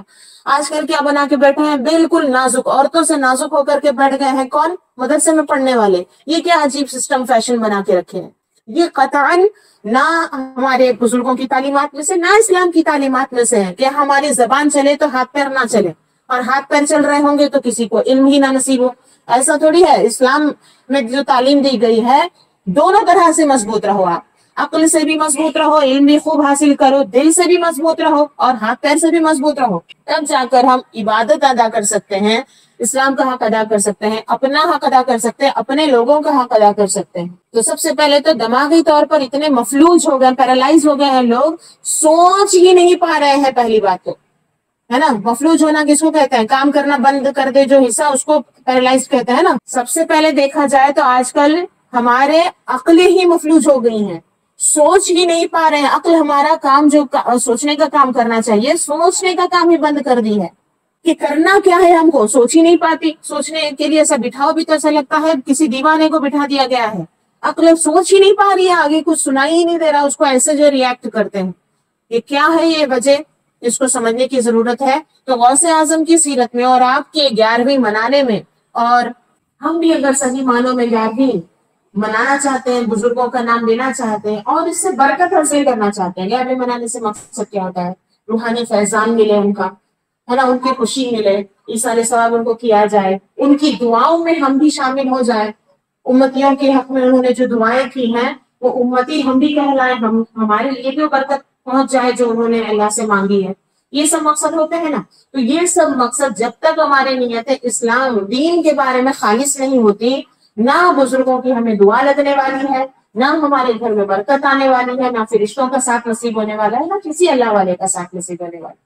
اللہ کی مدد تو بہت دور کی بات رہی، کسی کی بھی مدد نہیں ملے گی جب تک ہماری نیتیں صاف نہیں ہوگی۔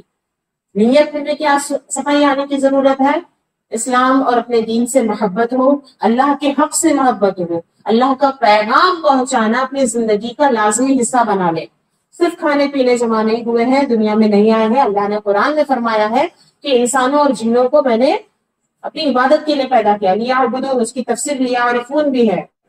امام مجاہد رحمۃ اللہ علیہ نے مجھے بتایا، میں نے میلاد کی پہلی محفل میں، شاید اس سے پہلے کی محفل میں بھی یہ بات تفصیل سے بتائی تھی حوالے کے ساتھ۔ تو اللہ کو پہچاننا، اس کے پیغام کو پہچاننا، یہ انسان کا مقصد ہوتا ہے۔ تو یہ نہ کر کے آپ چاہ رہے ہیں کہ گھر میں موٹی کمائی آئے اس لیے برکت ہے، سب بات برکت قوت وغیرہ چاہیے کیوں اگر اللہ کی عبادت نہیں کرنا، اللہ کی معرفت، اللہ کی پہچان حاصل نہیں کرنا، اس پہ ایمان مضبوط نہیں کرنا، رسول اللہ کا حق ادا نہیں کرنا، اسلام کا حق ادا نہیں کرنا، یہ سب چیزیں کرنی ہی نہیں ہے، اسلام کے تقاضے ہی پورے نہیں کرنے، تو پھر طاقت کس لیے چاہیے، قوت کس لیے چاہیے، پیسے کس لیے چاہیے، گھر میں برکت کس لیے چاہیے، کیا کرنے کے لیے یہ سب چاہیے؟ پھر یہ سب لے کے کیا کریں گے؟ پھر موٹے موٹے شیطان بنیں گے۔ ہاں، برکت آئے گھر میں، مطلب ایک تھیلا چاول ہے تو دعا کرو باجی 10 تھیلے کا بھی انتظام ہو جائے، مطلب پھر 10 تھیلے کھا کر کیا کریں گے؟ پھر ٹی وی دیکھیں گے، پھر من موجی کریں گے۔ پھر اسی لیے چاہیے برکت بھی چاہیے، کس لیے وہ تو طے کر لو۔ اسی لیے میں نے کہا کہ مانگنے کا بھی ڈر نہیں، ہم جو مانگ رہے ہیں وہ کس لیے مانگ رہے ہیں وہ بھی ہم کو نہیں پتا۔ نوکری لگ جائے، فلاں کی کمائی میں وہ ہو جائے، وہ بھی کس لیے؟ پھر پیسے زیادہ ہے، وہ زیادہ پیسے لے کے کیا کریں گے؟ پھر زیادہ آئس کریم چاکلیٹ کھائیں گے، پھر زیادہ سیر و تفریح کریں گے، پھر زیادہ قسم کے کپڑے پہنیں گے، پھر زیادہ قسم کے لوگوں کے سامنے نمائش کریں گے کہ میرا تو یہ، میرا تو وہ، اترائیں گے۔ یہ سب کے لیے مدد آپ کو شیطان کر سکتا ہے۔ لیکن دیکھیے ہماری آرزویں کتنی بے ڈنکی ہیں، کام شیطان کے کرنے کے لیے چاہیے کہاں سے؟ اناج، برکت، طاقت اللہ سے اور اللہ والوں سے مانگ رہے ہیں۔ کتنی بڑی بیوقوفی ہے، یہ ہو سکتا ہے کیا؟ ہم بیوقوفی میں مانگ رہے ہیں، لیکن اللہ تبارک و تعالیٰ دے گا نہیں ایسے۔ جو مانگ رہے ہیں، جس سے مانگ رہے ہیں، یہ سوچ کر مانگے کہ کس کام کے لیے مانگ رہے ہیں آپ، وہاں نیت جڑے گی، وہ ترتیب صحیح ہوگی، ہے نا، کمبینیشن صحیح ہونا چاہیے نا۔ تو آپ اچھے کاموں کے لیے آپ مانگ رہے ہو، برکت مانگ رہے ہو، گھر میں کمائی مانگ رہے ہو، صحت مانگ رہے ہو، طاقت مانگ رہے ہو، جو کچھ بھی مانگ رہے ہو وہ اللہ کی رضا کے مطابق مانگ رہے ہو، تو تم کو اللہ اپنے پیاروں کے ہاتھوں پہنچا دے گا، چاہے فرشتوں کے ذریعے ہو، چاہے اللہ والوں کے ذریعے ہو، ہے نا، نبی کے ہی بارگاہ سے سب کچھ بٹے گا، وہ پہنچے گا۔ کیونکہ شیطانی کام دل میں سب چھپا کے کہاں اندر کہاں تک چھپائیں گے؟ آپ کو کیا لگتا ہے کہ ہم چھپا کے رکھیں گے اور اوپر سے ہم جا کر کے عالموں سے اور صاحبوں سے اور بولیں گے، اوپر نیک لوگوں سے ہم اوپر سے دکھاوا کر کے بولیں گے کہ گھر میں برکت کی دعا کرو، وہ بچی کو اس کی دعا کرو، اس کی دعا، مقصد تو ہم نہیں بتا رہے نا، وہ تو ہمارے دل میں چھپا ہوا ہے، تو یہ جا کے دعا کر دیں گے، وہ ہم کو مل جائے گا۔ اللہ تعالیٰ کو نہیں معلوم ہے کیا کہ یہ سب مانگ کر ہم کس میں خرچ کرنا چاہتے ہیں؟ دل میں چھپا کر کس سے چھپا سکتے ہیں؟ ہو سکتا ہے ہم آپ ایک دوسرے سے چھپا لیں، اور نیک لوگوں سے بھی نہیں چھپا سکتے۔ اتقوا فراست المومن، مومن کی فراست سے بچو، ڈرو، اللہ کے رسول نے فرمایا۔ مطلب کیا ہے؟ وہ گہری نظر سے دیکھتے ہیں، ان کی سمجھ جو ہوتی ہے، اوپر کی آنکھ اگر بند بھی ہوگی تو اندر کی آنکھوں سے جب وہ دیکھتے ہیں تو معمولوں کو سمجھ جاتے ہیں. آپ آواز بھی نہ نکالیں، الفاظ بھی نہ جمائیں، تب نیتوں کو بھی سمجھ جائیں گے، اور کیا لگتا ہے وہ پھر دعا کریں گے. تو کچھ نیکی کو ہی بندہ پہنچ جاتا ہے تو اللہ تعالیٰ اس کی فراست کو بڑھا دیتا ہے، اس کے فرقان کو بڑھا دیتا ہے، اس کی تمیز کو بڑھا دیتا ہے. اندر سے وہ وجدانی کیفیت، وہ قوت اللہ تعالیٰ اپنے نیک بندوں کو عطا کرتا ہے. تو وہ کسی قیمت پہ پھر شیطانی کاموں کے لیے آپ کے گھر میں برکت کی دعا، اور وہ برکت بھی نہیں کہلاتی اصل میں، وہ تمہارا پیسہ بڑھنے کی دعا، تمہاری ہیلتھ ٹھیک ہونے کی دعا وغیرہ کچھ کرنے والے نہیں ہیں. بات سمجھ میں آ رہی ہے؟ اگر ہم یہ سمجھتے ہیں کہ چھپا لے جائیں گے تو ایک انسان سے، ایک نیک انسان سے نہیں چھپ سکتا، تو اللہ سے کیا چھپائیں گے؟ کون سی کون سی جو ہے خفیہ کیا بنا کے رکھی ہے سورت، جس میں نیتوں کو چھپا کے رکھیں گے، ارادوں کو چھپا کے رکھیں گے، اور اوپر سے بولیں گے کہ ہمارے گھر میں یہ ہو جائے، ہمیں یہ مل جائے، ہمیں فلاں مل جائے. سوال یہی ہے کہ یہ سب آپ کو دیا جائے گا، پہلے آپ اپنا مقصد تو کلیئر کرو. اور یہ اب بعد میں کیا نہیں جائے گا، یہ سب کچھ پہلے ہی سب روایتوں میں موجود ہے، قرآن میں موجود ہے، حدیثوں میں موجود ہے. نیتیں اچھی ہوں گی، زندگی کے مقاصد اچھے ہوں گے، تو یہ مانگنے کی بھی ضرورت نہیں پڑے گی، بن مانگے سب کچھ دے دیا جائے گا. طاقت دی جائے گی، پیسے دیے جائیں گے، جو اسباب آپ کو چاہیے جینے کے، ساتھ ساتھ دین کا کام کرنے کے لیے سب آپ کو دیا جائے گا. ہاں، کافروں کو بھی دیا جاتا ہے بہت سارا مال. کیا ہم ویسا ہی مال چاہتے ہیں؟ ایک بار وہ بھی کلیئر کر لیجیے. مگر اتنا یاد رکھیے کہ اس کی دعائیں کوئی اللہ والے نہیں کریں گے. اللہ تبارک و تعالیٰ بھی جب وہ ایسا مال کافروں کو بھی جو دے رہا ہوگا، وہ عذاب کے دور پہ دے رہا ہوگا، برکت اس کو نام نہیں دیا جا سکتا. اس میں نہ چین سکون ہوتا ہے، نہ راحت ہوتی ہے، زندگی میں تھوڑا سا کشادہ پن نہیں محسوس ہوتا. دکھنے کو تو جو ہے نا، ہو سکتا ہے 100 بائی 100 گز کے جو ہے کمرے بنے ہوئے، بڑا محل کیوں نہ بنا کے رکھے ہو، لیکن اس کا دل ایسا جکڑا ہوا ہوتا ہے. قرآن میں ہے کہ ان کو تنگ زندگی دی جاتی ہے، تنگی محسوس کرتے ہیں.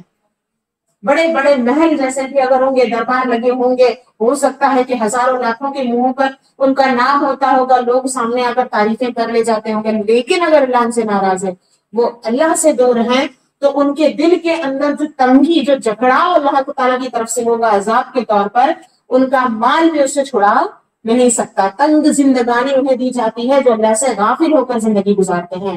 قرآن میں یہ وعدہ کیا گیا ہے. تو وہ زندگی، وہ تنگ زندگی اگر چاہتے ہیں تو آپ اپنی خواہشوں کے لیے مانگیے، اور جو مل رہا ہے اس کو بھی سمجھ لیجیے شاید مل رہا ہے، ہمیں یہی سب کام کرنا ہے. لیکن یہی سب کام کرنے کے لیے اللہ کی نعمتیں نہیں ملتی ہیں. اللہ کا عذاب ان کو دے دیا جاتا ہے جن کو اللہ نے ڈھیل دے دی، چھوڑ دیا. اللہ تبارک و تعالیٰ ناراض ہو کے ان کو چھوڑ چکا، پھر ان کو مال دے رہا ہے. ویسا مال چاہیے؟ ویسا مال کافروں کو ملتا ہے. مومنوں کو کیسا ملتا ہے؟ مومنوں کو اس وقت ملتا ہے جب وہ نیت میں مقصد شامل کر لے. ایمان والوں کا مقصد کیا ہوتا ہے؟ وہی مقصد جو اللہ کے رسول، اللہ کے پیارے کا دنیا میں آنے کا مقصد تھا.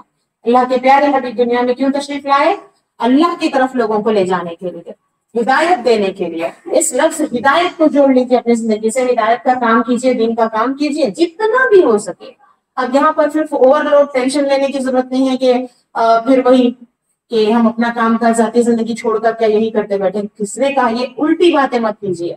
یہ الٹی باتیں شیطان کی طرف آتے ہیں وسوسے کے طور پہ. سیدھی سیدھی سی بات، جس سے جتنا بھی ہو سکے اتنے ہی کی بات ہے، اتنے ہی کی پوچھ ہے.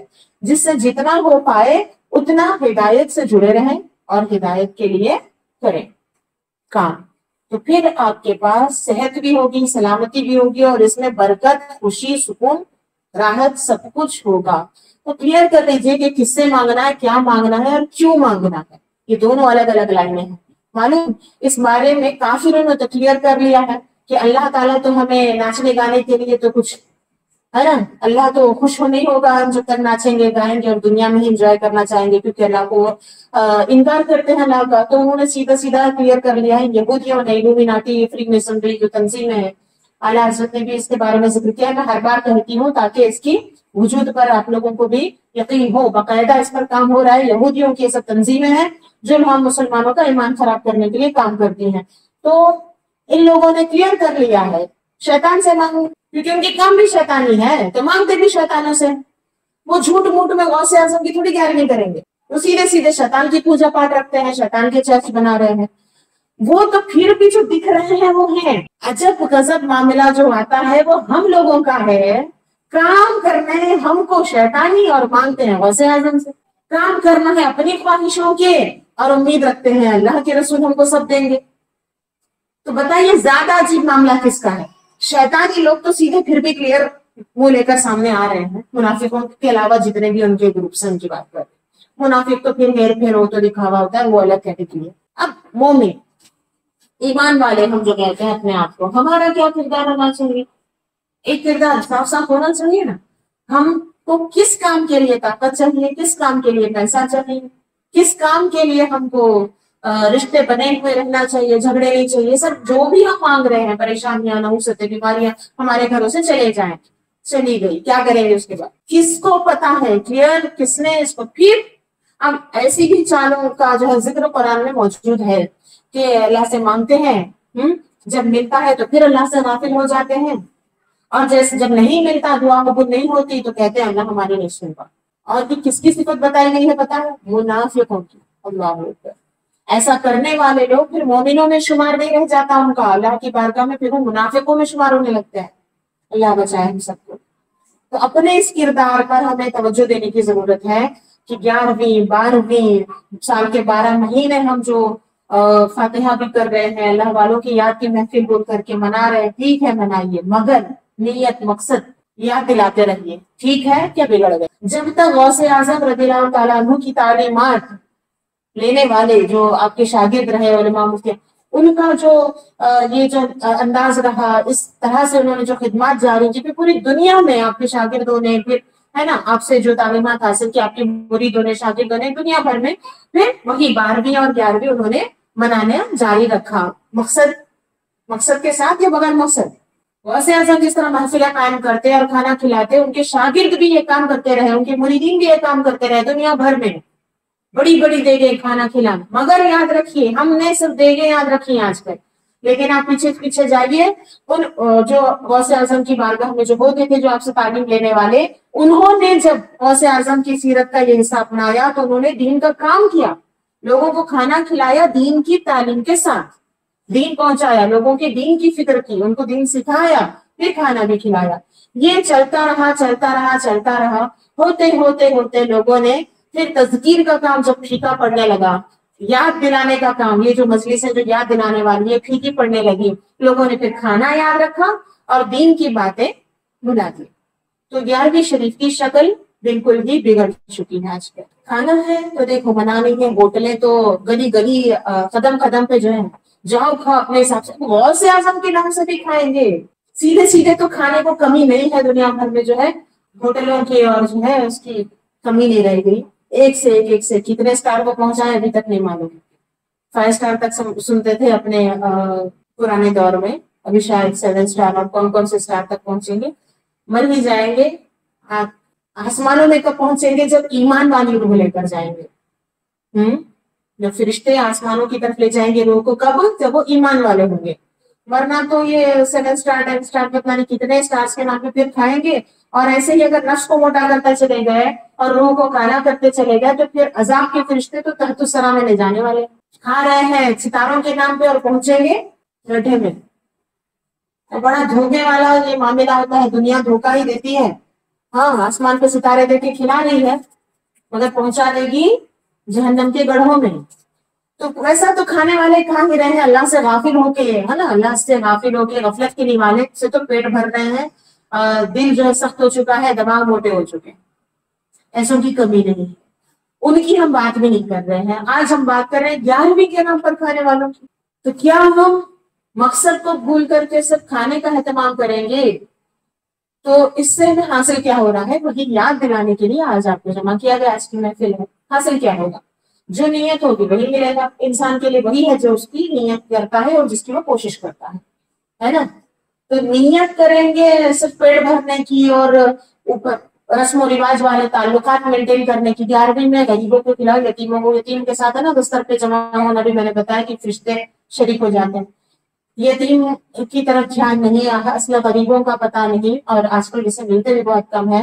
اور اللہ کی راہ میں جو نکلے ہوئے وہ اصل میں غریب ہیں آج کل. اصل غریب اب قیامت تک کے جو غریب رہنے والے ہیں نا، طوبیٰ للغرباء، وہ جن کو اللہ کے رسول نے خوشخبری سنائی ہے، وہ غریب جو دنیا والوں کے لیے اجنبی ہو جائیں گے، لوگ ان کو بھول جائیں گے. وہ کون ہے؟ وہ اللہ والے ہیں، وہ دین کا کام کرنے والے ہیں. ان غریبوں کو پکڑ کے کھلانے صحیح معنوں میں اگر 11ویں کرنی ہے. جو دین کی راہ میں پڑھنے کے لیے نکلے ہیں، پڑھانے کے لیے نکلے ہیں، علماء ہیں، شاگرد ہیں، سمجھ رہے ہیں، دین کا کام کسی طرح دین کے کام میں لگے ہوئے ہیں، تو جو ہدایت پر قائم جماعت کو ہمارے نبی نے کیا فرمایا؟ غربا، غریب لوگ کہا ہے۔ کس معنی میں غریب؟ لوگ ان سے انجان ہیں، لوگ ان سے نظر انداز کر کے ان کی طرف دیکھ ہی نہیں رہے، توجہ نہیں دے رہے، ان کی پرواہ نہیں لوگوں کو کس کی پرواہ ہے؟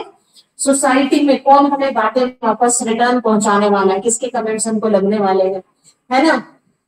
ہم آج ان کو کیا دکھائیں گے، اپنے کیا شو دکھائیں گے، تو وہ پلٹ کر کیا دکھانے والے ہیں۔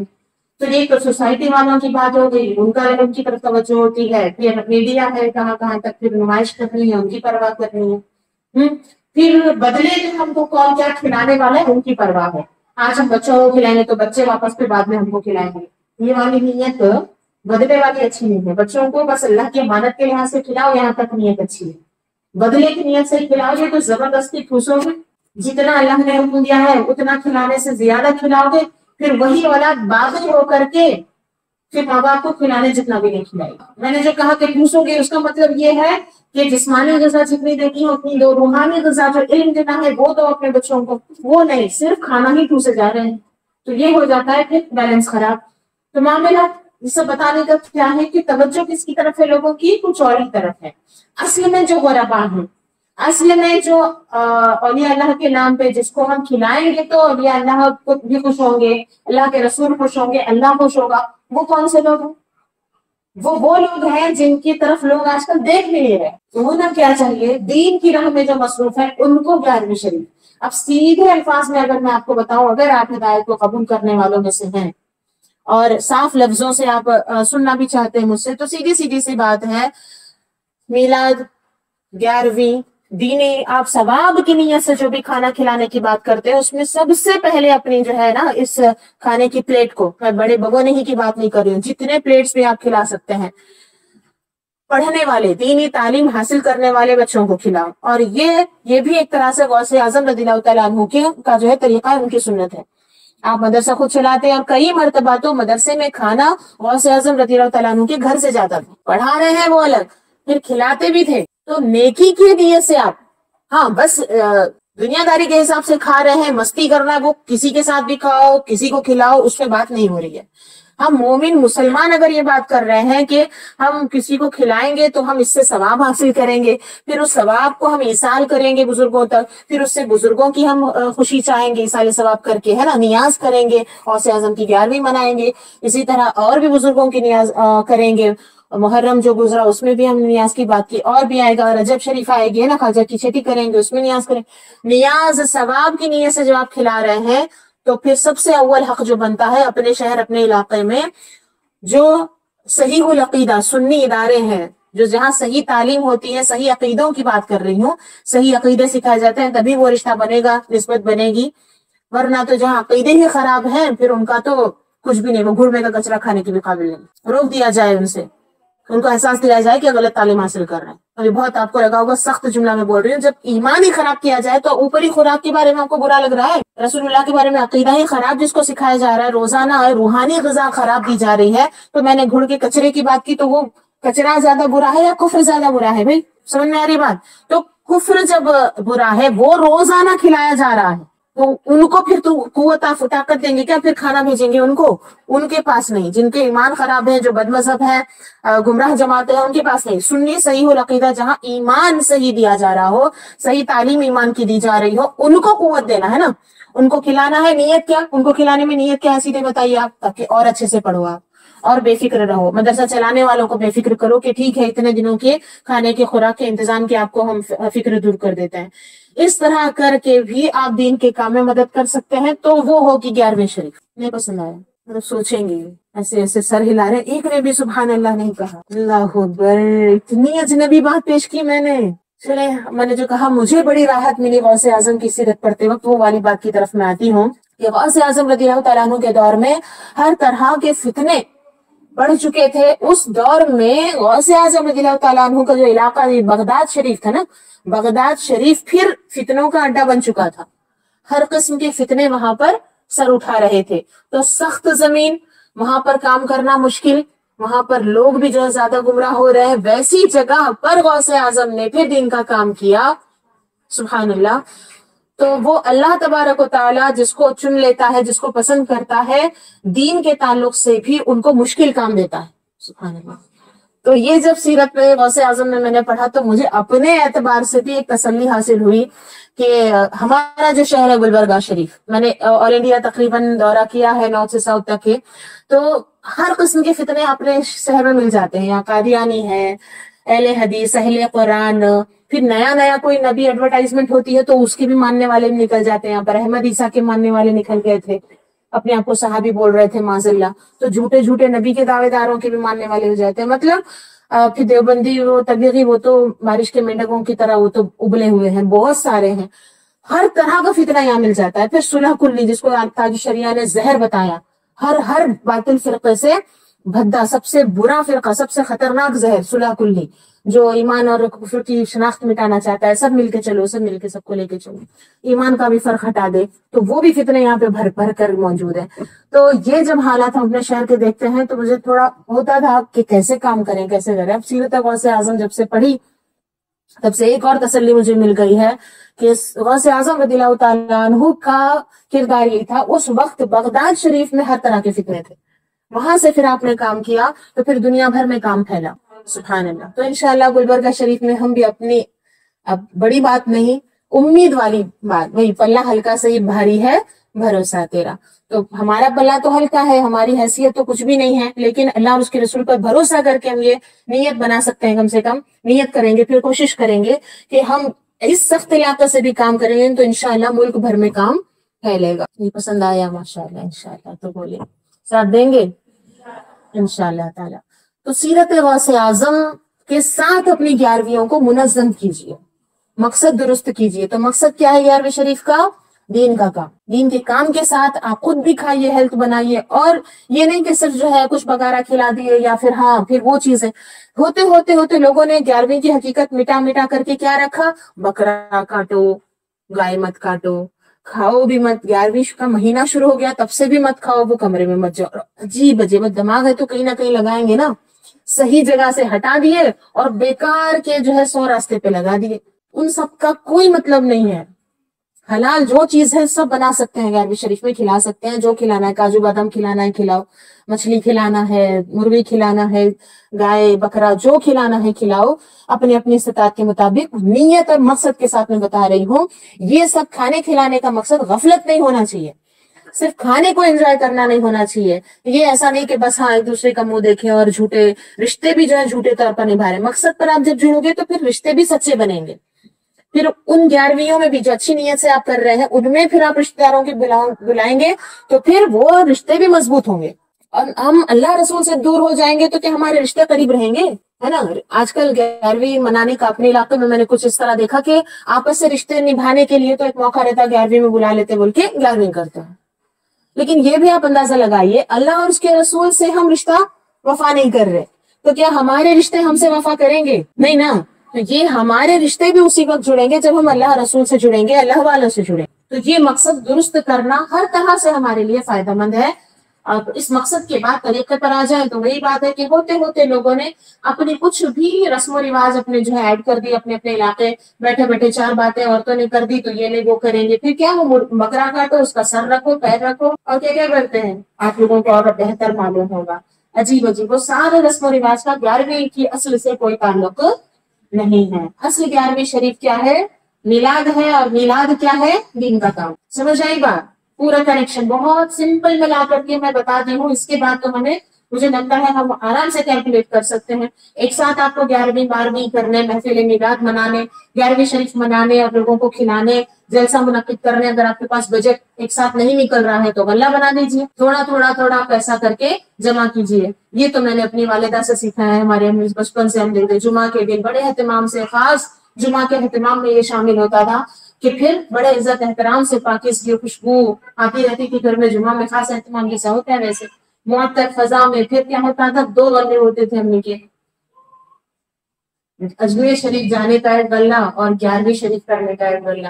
تو جب اجمیر کا غلہ بھرے گا تو پھر گھر کے مرد حضرات جاتے اجمیر شریف حاضری دیتے، ولی کی بارگاہ میں اپنی عقیدت پیش کرتے، اس کے لیے اس کو یوز کیا جاتا. پھر 11ویں شریف کا غلہ ہوتا وہ تو سال میں ایک مرتبہ ضرور کھلتا تھا، جتنا نکلتا تھا اس میں فنڈ، پھر کچھ بچ جاتا تو پھر بیگ میں سے بھی نکال کے اتنے، اور گھر میں سب سے چھوٹی تو آزو بازو رہنے کا چانس ہمیشہ ملتا تھا. پورا دیکھتی تھی میں آخری پوری 11ویں ہونے تک امی کے آس پاس پورا طریقہ دیکھتی تھی، بہت سمپل سویٹ، بہت اچھے طریقے سے. تو کیوں ہم یہ نہیں کر سکتے ہیں؟ ہم نے بہانوں کا بس ایک بنا لیا ہے مزاج. نہیں، دین کا کام بولتے ہی نہیں کے بعد آگے کوئی بہانہ پھرو دو، کیونکہ بول کر آگے ایک دھاگا لگ کے بہانہ اس کے ساتھ کاٹ دیا جاتا ہے. نہیں، پہلے رہتا ہے ہمارے ارادوں میں. لیکن جو سچ میں کرنا چاہتے ہیں نا وہ بڑے اہتمام سے کرتے ہیں. یہ ان دنوں کی بات کر رہی ہوں جو بہت ہماری جو معاشی حالت تھی ہمارے گھر کی اس وقت بہت کفایت میں گھر چلتا تھا. اس میں سے بھی ہم جمعہ کے دن غلہ ڈالتے تھے دونوں اس میں، کبھی 5 کلو، اس وقت 2 روپے کی بھی نوٹ رہتی تھی، ہے نا. تو وہ نوٹ ہوتی تھی چھوٹی چھوٹی. بڑی بڑی نوٹ آج ہم جو دیکھ رہے ہیں، پھر بھی آج ہم زیادہ بڑی کرنسیز دیکھ رہے ہیں اور پھر بھی نکل جاتا ہے. آج روز بھی ہم وہ ڈال سکتے ہیں جو ہم ان دنوں میں جمعہ میں ایک مرتبہ ڈال پاتے تھے. تو اتنا بھی کر کے پھر باقاعدہ پوری عقیدت محبت کے ساتھ پھر جب علم سے وابستگی ہوئی، مجھے مدرسہ جانا نصیب ہوا، تعلیم جڑ گئی، تو پھر امی کی خوشی کی اور جو ہے وہ امی کی خوشی کا لیول بڑھ گیا. اب کھانے کے ساتھ باقاعدہ محفل ہوتی تھی، پورے رشتہ داروں کو پورے حق سے روکا جاتا تھا. کھانے کے بعد بیٹھنا ہے میری بچی کا بیان سننا، پورے حق سے امی پھر بولتے تھے، روکتے تھے، کبھی کھانے سے پہلے کبھی کھانے کے بعد. ایسا نہیں کہ پھر نہیں ماں آج تک خالی کھانا کھلا کے بھیجے، نہیں ہو سکتا. الحمدللہ میرے والدہ نے کبھی ایسا نہیں جانتے تھے، تب تک نہیں جانتے تھے. جب جان چکے ہیں کہ یہ مقصد بہت بڑا ہے، پہلے تو یہ، اس کے بعد کھاؤ پلاؤ، ہے نا. خود بھی پھر طاقت حاصل کرو، دوسروں کو بھی ایمانی طاقت بھی دو، پھر جسمانی طاقت بھی دو، پھر رشتے بھی نبھاؤ. یہ سب کچھ دین کی برکت کے ساتھ ہوگا. تو یہ سب ہم خواتین زیادہ بہتر طریقے سے کر سکتے ہیں. میں اپنی والدہ کا بھی مثال رکھ رہی ہوں، اس کو پریکٹیکل ہے یہ بتانے کے لیے، اور آپ سب بھی کر سکتے ہیں. آپ بھی بہترین ماں بن سکتے ہیں اپنے بچوں کے لیے ان چیزوں کو ممکن کر کے. یا پھر یہی رونے آپ گھر میں جو روتے رہو گے، مہنگائی بڑھ گئی ہے، کچھ بھی نہیں کر سکتے ماں، ہاں نہیں کر سکتی میں میلاد کی محفل، پیسے نہیں ہیں. آپ کے بچے بھی نہیں سیکھیں گے. آپ کیا چاہتے ہیں آپ کے بھی بچے آگے چل کر میری طرح میرے والدہ اتنے گریٹ تھے بول کر کے اچھی بات بتائیں کہ کوشش کرتی تھی میری امی ہر بہتر چیز کی، اس طرح آپ کی مثال دیں، یہ چاہتے ہیں؟ یا پھر ہم نہیں ہو سکتا ہم سے، یہی اگر ہم مثال دیں گے تو آگے چل کے بچے ہمارے کیا بولیں گے؟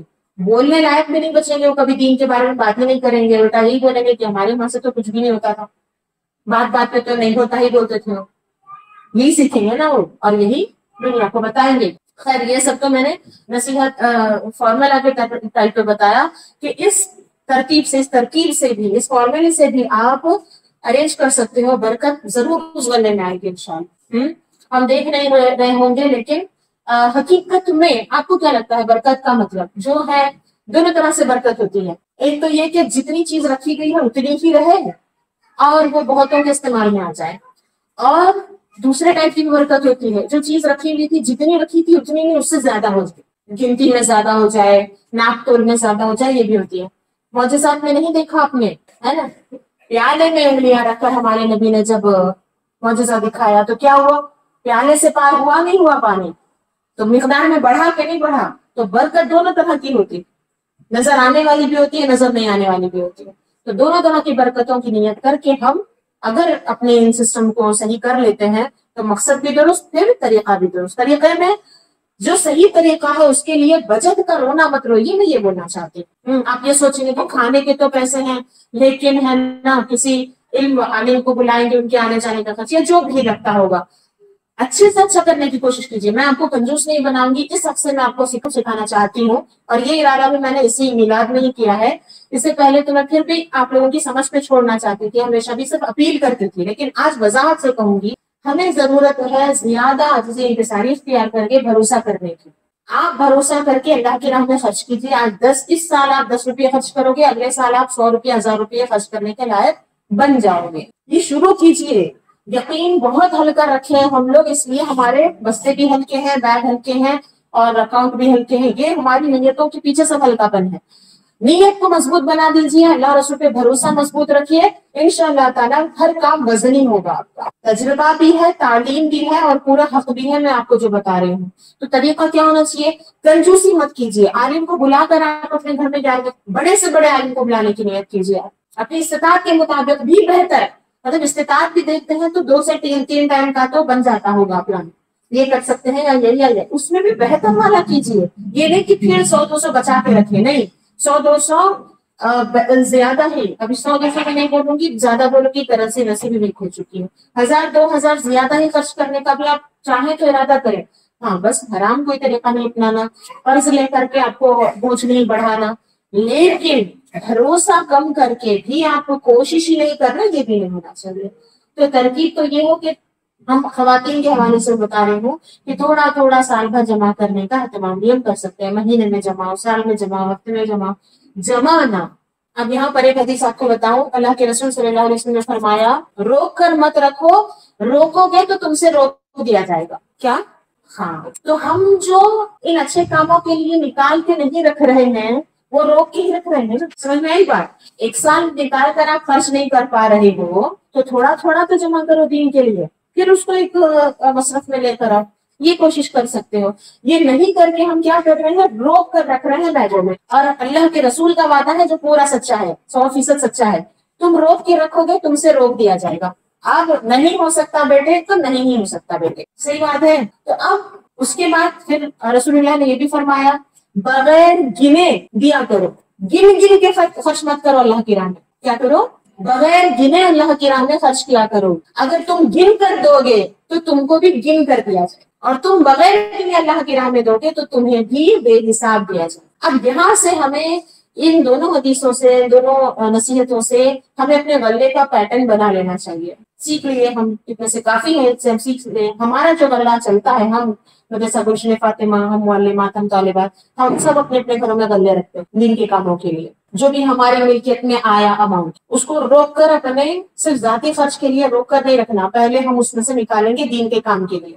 دین کے کام کے لیے جب وہ آگے بڑھے گا کی نا رقم، باقی بچے ہوئے میں بھی برکت ہوگی، اس سے ہمارے پرسنل کام بھی بڑے آسانی سے ہو جاتے ہیں. اور وہ میں روک کر رکھوں گی اپنے بیگ میں، سیلری میری اتنی، پیسہ مجھے اتنا ملا خرچ کرنے کے لیے، میرے پاس اتنے پیسے آئے اور وہ میں نے میرے ہی خرچ کے لیے روک کے رکھ دیے. تو اب مجھے جو دے رہے ہیں اللہ تعالیٰ، مجھے جن کے ذریعے پہنچا رہا ہے وہاں بھی روک دیا جائے. تو رکاوٹ کہاں بن رہی ہے؟ دین کے کام کے لیے آپ اپنے بیگوں میں سے نکال کر اس کو خرچ کرو. ڈائریکٹ پہنچا سکتے ہو ڈائریکٹ پہنچا دو. اگر ڈائریکٹ پہنچانے میں آپ کو وہ اماؤنٹ چھوٹا لگ رہا ہے تو غلے میں تو کم سے کم سائڈ میں کر دو.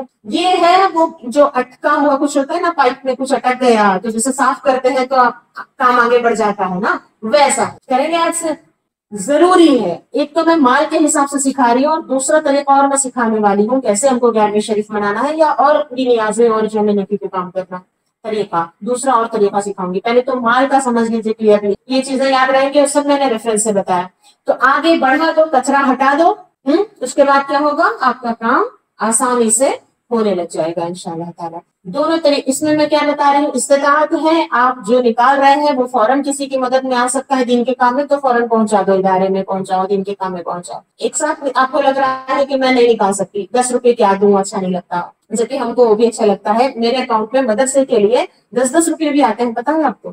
مطلب غلہ انہوں نے اپنے گھر میں الگ نہیں بنایا، انہوں نے کہا باجی آپ کا اکاؤنٹ ہی میرا غلہ ہے، تو میرے غلے میں وہ جمع کرتے ہیں، پھر میں وہ نکال کر مدرسے میں بھیجتی ہوں. ایسے کئی خواتین ہیں جنہوں نے میرے اکاؤنٹ کو غلہ بنا رکھا ہے. 10 روپے 20 روپے بھی ان کے آتے رہتے ہیں، پھر میں مہینے میں ایک مرتبہ پورا اکاؤنٹ کر کے نکال کے مدرسے میں ڈال دیتی ہوں. بہرحال مطلب کیا ہے، اچھا نہیں لگنا کی بات سہولت کے اعتبار سے بول رہے ہوں. سہولت جیسے ویسے کی برکت ہوگی، کام بھی ہوگا اور مال بھی بڑھے گا، اسباب بھی بڑھیں گے. اور انشاءاللہ تبارک و تعالیٰ مقصد کے ساتھ جب ہوگا تو روحانی سکون اور وسعت جو اندر سے ہوگی وہ تو بے مثال ہوگی، اس کو تو لفظوں میں بیان نہیں کیا جا سکتا. وہ خوشی، سکون، اطمینان وہ الگ ہوتا ہے. جیسے گھر میں جو 4 بچے ہوں، روز آنا وہ 5-10 روپے اسنیکس میں ختم کر دیتے ہیں، تو مہینے کے آخر میں اگر حساب کریں تو کیا ہوتا ہے؟ خوشی ہوتی ہے، ذرا چڑچڑ ہو جاتی ہے، تھوڑی چڑچڑ ہو جاتی ہے، کیونکہ صحت مند بھی نہیں کھایا بچہ، کھانا اتنے کے اسنیکس کھا لیا، تو ایسے ویسی چیزیں کھا لیا، صحت بھی تیری اتنے کی خراب ہو گئی ہے نا، اور پیسے بھی اتنے خراب ہو گئے، تو دل تھوڑا چھوٹا چھوٹا ہی ہو جائے گا، موڈ خراب ہو جائے گا. یہی اگر آپ مہینے کے آخر میں دین کے لیے کتنا خرچ کریں، وہ اگر تھیلی کھول کے دیکھ لیا، غلہ کھول کے دیکھ لیے کہ دین کے کام کے لیے اتنے جمع ہوئے، تو برا لگے گا یا اچھا لگے گا؟ تو صحت بنے گی کہ خراب ہوگی؟ تو یہ بہت سارے فرق ہیں. فرق تو چیزوں کا تمیز فرق ہے نا. پہلے تمیز والا بول کر کے پہچان ہوتی تھی، تمیز والا لڑکا ہے، تمیز والی لڑکی. آج کل تو سننے میں ہی نہیں آ رہا ہے، کیونکہ تمیز ہی نہیں کر رہے ہیں کسی چیز میں. یہ سب چیزوں میں تمیز ہوتی ہے. تمیز مطلب فرق. 1000 روپیہ آپ کو لگا 4 بچے مہینے کے آخر میں دیکھے 1000 روپے بچوں کے اسنیکس میں خرچ ہو گئے، تو کیسا محسوس ہوا؟ اور اللہ کی راہ میں خرچ ہوئے تو کیسا محسوس ہوا؟ دونوں کے احساس میں فرق اور تمیز ہے کہ نہیں ہے؟ ان کو کہاں جانے دو گے؟ ان کا فرق باقی رکھو گے یا دین کو اڑا دو گے؟ بس صرف شیطان کے ہو کے رہ جانا ہے. شیطان تو یہی کوشش کر رہا ہے اچھائی اور برائی دونوں نہ رہے زندگی میں. جب تک اچھائی رہے گی ٹیلی کر کے دیکھتے رہیں گے، تمیز کریں گے. اس لیے وہ اچھائی کو اڑانے کی بات کر رہا ہے، صرف برائی ہی برائی رکھو. اب آپ کی مرضی. ہم یہ کہتے ہیں، اللہ والے یہ کہتے ہیں کہ شیطان کی برائیوں کو ہٹا دو، اچھی ہی اچھی چیزوں کو رکھو. کم سے کم دونوں چیزیں ہیں تو کم سے کم ٹیلی کر کے صحیح راستے کو ہم اختیار تو کر سکتے ہیں، اور تو کر سکتے ہیں. اگر ہم اس سچویشن میں ہے کہ ٹیلی کر رہے ہیں تو وہ میں نے آپ کو بتایا کہ اس میں برکت کس طرح ہے، سکون کس طرح ہے، اس کا طریقہ کیا ہے. تو دوسری چیز جو سیکھنا ہے ہم کو ادب. منی مینجمنٹ کے بعد اب دوسری چیز کیا بتا رہی ہوں میں؟ ادب. عاجزی، انکساری اور ادب کی بے حد ضرورت ہے. پیسے خرچ کے معاملے میں تو پھر بھی میں نے جو آپ کو کہا وہ سمجھ لیں کہ 50% ٹھیک تھا طریقہ، 50% میں غلطیاں تھی. وہ میں نے کچھ آپ کو آئیڈیاز دیے، کچھ سکھایا. لیکن ادب تمیز کے لحاظ سے اور زیادہ ضرورت ہے، اور زیادہ معاملات خراب ہے ہمارے. مطلب کیا؟ اس میں یہ طریقہ ہو رہا ہے، کچھ ہم دین کا کام کرتے ہیں نا، بڑا جتا جتا کے دکھا دکھا کے کرتے ہیں. کچھ تجربوں سے بھی سیکھ رہی ہوں اور پہلے سے بھی مجھے معلوم ہے، کلیئر مجھے سمجھ میں آیا کہ میرے بولے بغیر چارہ نہیں ہے. تو میں بولنا شروع کر رہی ہوں آپ کی بات سے، ٹھیک ہے؟ اس سے پہلے تک میں یہ باتیں واضح نہیں بولتی تھی، ابھی میں بولنا شروع کر رہی ہوں. کیوں؟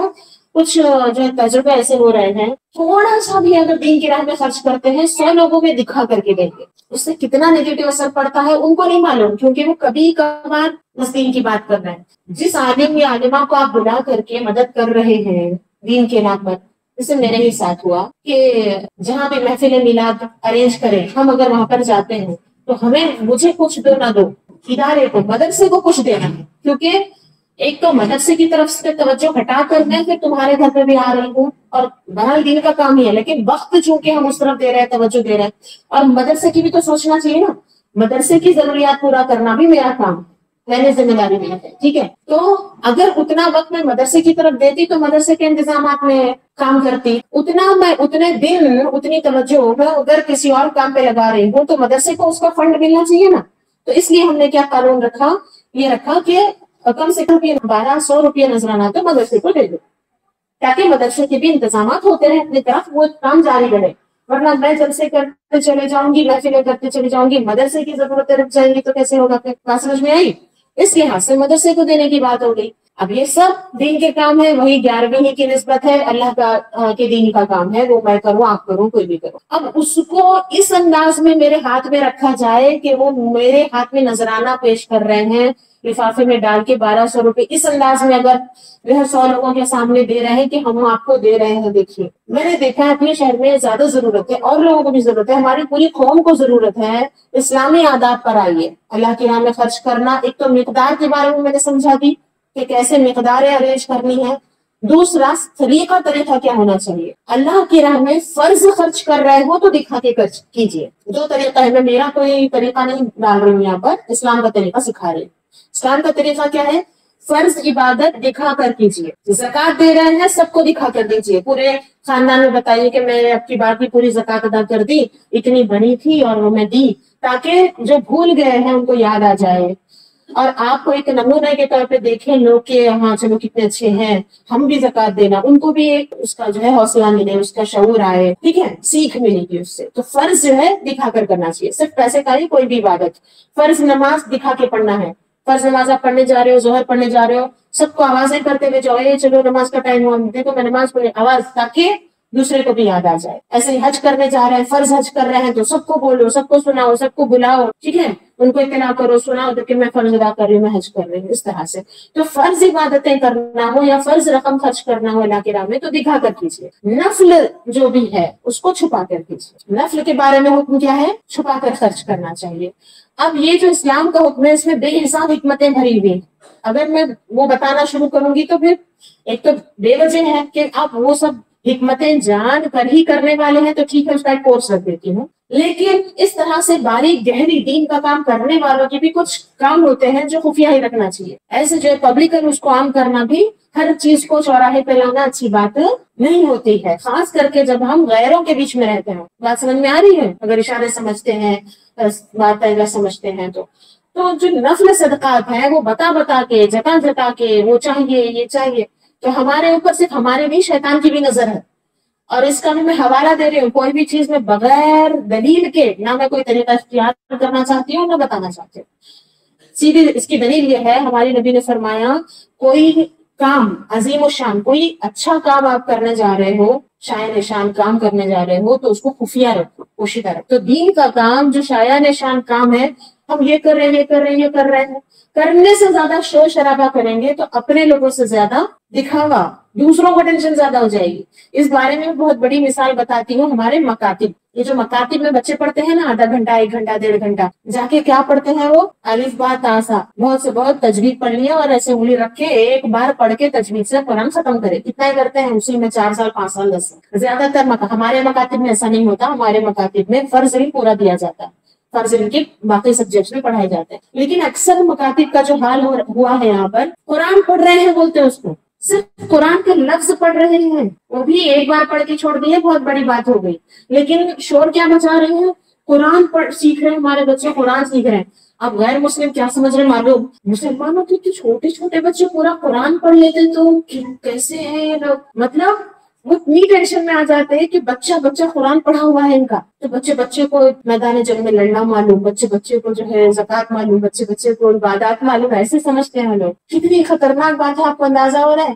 شور شرابہ زیادہ ہے، اندر سے کھوکھلا پن. میں سخت اس کے خلاف ہوں. یہ جو مکاتب کو مدرسہ بولا جاتا، مکاتب کتاب رکھنے کی جگہ کو مکتبہ بولتے ہیں. یہ مکتبہ کتاب پڑھائی جا رہی ہے وہ مکتبہ ہے، ٹھیک ہے. مدرسہ جہاں پہ درس دے رہے ہیں وہاں پہ امید عوام کی کیا ہوتی ہے، جتنا پڑھنا ہے وہ سب پڑھا رہے ہوں گے، اس کو مدرسہ بولتے ہیں. لیکن کیا پڑھاتے ہیں وہاں پر، صرف تجوید سے قرآن ایک بار ایسے پڑھ کے گزر جاؤ، بہت سے بہت. پھر کیا ہوگا، 40 دعائیں 40 حدیثیں رٹائی جاتی ہیں، اس کا مضمون مفہوم بھی نہیں پتا ہوتا اور اس کو ریلیٹ بھی نہیں کر پاتے اصل زندگی سے بچے، ہے نا.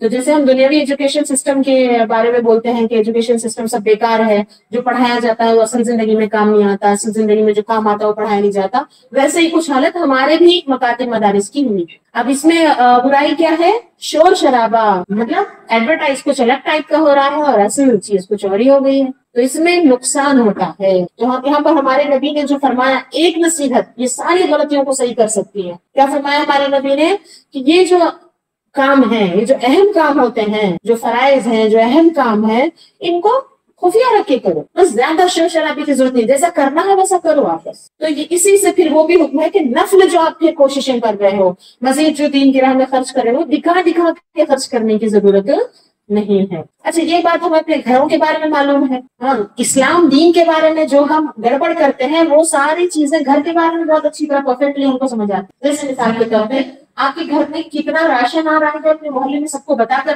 لاتے ہیں کیا، بتائیے نا. ہاں، مہینہ آپ کے گھر میں کتنا راشن آتا ہے سب محلے کو معلوم ہو، محلہ چھوڑیے رشتے داروں کو سب کو معلوم ہوتا ہے کیا، آپ کتنا گھی، کتنے کاجو بادام، کتنے کون سے کتنے روپے کے چاول کھاتے ہیں، معلوم ہے، بتانا چاہتے ہیں آپ لوگ. کیوں، جو اہم کام ہے وہ بس کر لو، آپ جو ضرورت ہے ضرورت کو پورا کرو، اس کو اتنا ہی خفیہ ہی رکھو، نظر مت لگنے دو، ہے نا. اب یہاں پہ سب سمجھداری آ جاتی ہے، ارے نہیں باجی بتائے تو نظر لگ جاتی، پھر وہ ہوتا پھر یہ ہوتا، وہ جو ہوتا آپ گھر کے لیے سمجھ رہے ہیں وہ سب دین کے لیے بھی سمجھ رہے ہیں. تو دین میں 10 روپے خرچ کر کے اتنا ڈنڈورا بچاتے ہیں، اللہ کو اتنا چلر دیتے ہیں مسجدوں میں مدرسوں میں کہ گننے کے لیے بیچارے 10 لوگوں کو بٹھانا پڑتا ہے. پھر اس کی فوٹو لے کر کے کافر جو ہے اتنی شور مچاتے ہیں، کتنا سارا ہے. اب یہی گھر کے لیے جب بینک سے نکال کر لاتے ہیں تو بڑے بڑے نوٹ نا، چھوٹے نوٹ مت دو، تاکہ وہ روپیے کم ہے ایسے نظر آئے. کتنی ہوشیار. پھر اس کو بھی پھر اور پیپر کرنسی میں بھی نہیں رکھیں گے، پھر سونے میں بدل کے رکھو، چاندی میں بدل، دکھ کر نہیں آنا، ہمارے پاس جو ہے وہ دکھنا نہیں چاہیے. اور دین کے معاملے میں کام سے زیادہ نمائش، یہ سب کا تعلق اسلامی تعلیمات سے نہیں. اور یہ ہم دوست بھی نہیں بن رہے ہیں ایسا سب کر کے. نیاز کرنا اور بزرگوں کو راضی کرنا، اللہ رسول کو راضی کرنا تو دور کی بات ہو گئی، ہم ایسی چیپ حرکتیں کر کے اپنے ہی دین کو ہم نقصان پہنچا رہے ہیں. شایان شان کام کیجیے، شایان شان نیاز कीजिए, दीन की राह में खर्च कीजिए, फातिहा कीजिए, नियाज रखिए, दीन का काम भी करिए, घर में बरकत होगी जब आप दीन की इज्जत रखो। नहीं, दीन की इज्जत को आप जो है हल्का लेकर के अपनी इज्जत और अपना घर भरना चाहते हैं, हो सकता है मुमकिन, हर किस भी मुमकिन ये नहीं हो सकता। जितनी इज्जत हम दीन की करेंगे उतनी ही इज्जत और बरकत असल हम अपनी जिंदगी में हासिल करेंगे। तो चाहे वो 11वीं मनाना हो, चाहे दीन से मंसूब जो भी काम हो, उसमें हम क्या करेंगे, आजिज़ी इंकिसारी। पहले तो रियाकारी नहीं होगी, दिखाने के लिए नहीं करेंगे। और दूसरी बात, इतना करके, दूसरी इस्लाह की जरूरत है, इतना करके ऐसे ऐसे चलते, हाँ मैं कर रही हूँ, ये आज जो मैं इंतजाम कर रही हूँ मैं कराई हूँ, मैं दिख रही हूँ ना सबको, आजिज़ी नहीं है हमारे अंदर।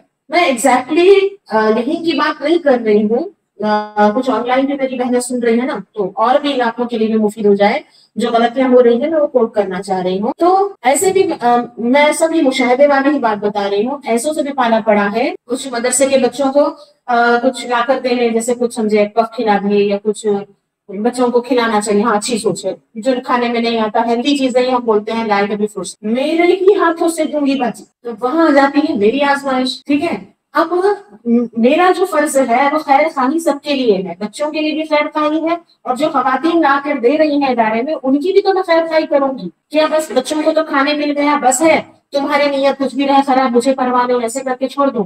अब मेरी आ जाती है आजमाइश कि मैं अपना फर्ज अदा करूं, तो उनको फिर मुझे समझाना पड़ता है कि ये तरीका होना चाहिए, ऐसा होना चाहिए, नहीं है तो अच्छे से सलीके से समझा। लेकिन क्या होती है बात कि उनका समझने का मूड कितना है उस पर भी बात डिपेंड होती है। कई ऐसे हैं जिनको फिर मैंने कहा कि आप इस तरह से मतलब सामने आकर ही लेना चाहते हैं, बस पहुंचा दीजिए, बच्चों को ऐसे जता कर मत, लाइन लगाकर, वो भी ऐसे लाइन लगाकर आओ, ऐसे हाथ ऐसे करो फिर रखो। मुझे शुरू से ये चीज नहीं पसंद। एक जमात का एक जो बक्सा बना के मोहल्ले में भेज देंगे, जो अपनी जमात में वो ले लें, वो अपने आप में इंसाफ भी सीखेंगे ना। जमात में 20 बच्चे होंगे, 20 जो है अगर एप्पल रखे हुए होंगे तो वो लेके खा लेंगे। ऐसे तो उनको पापा नहीं बना के रखना है कि वो कोई छीन लेगा, कोई 5 लिया 4 लिया खत्म, किसी को नहीं मिला, ऐसा अगर निजाम बना के रखना है, ऐसा तो नहीं होता। तो हम उसमें तरह सलीका भी सिखा रहे हैं। तो एक मोहल्ले में जो एक बक्सा देके भेजे, एक जमात ले लिया खा लिए, तो नीयत तो पूरी हो गई ना।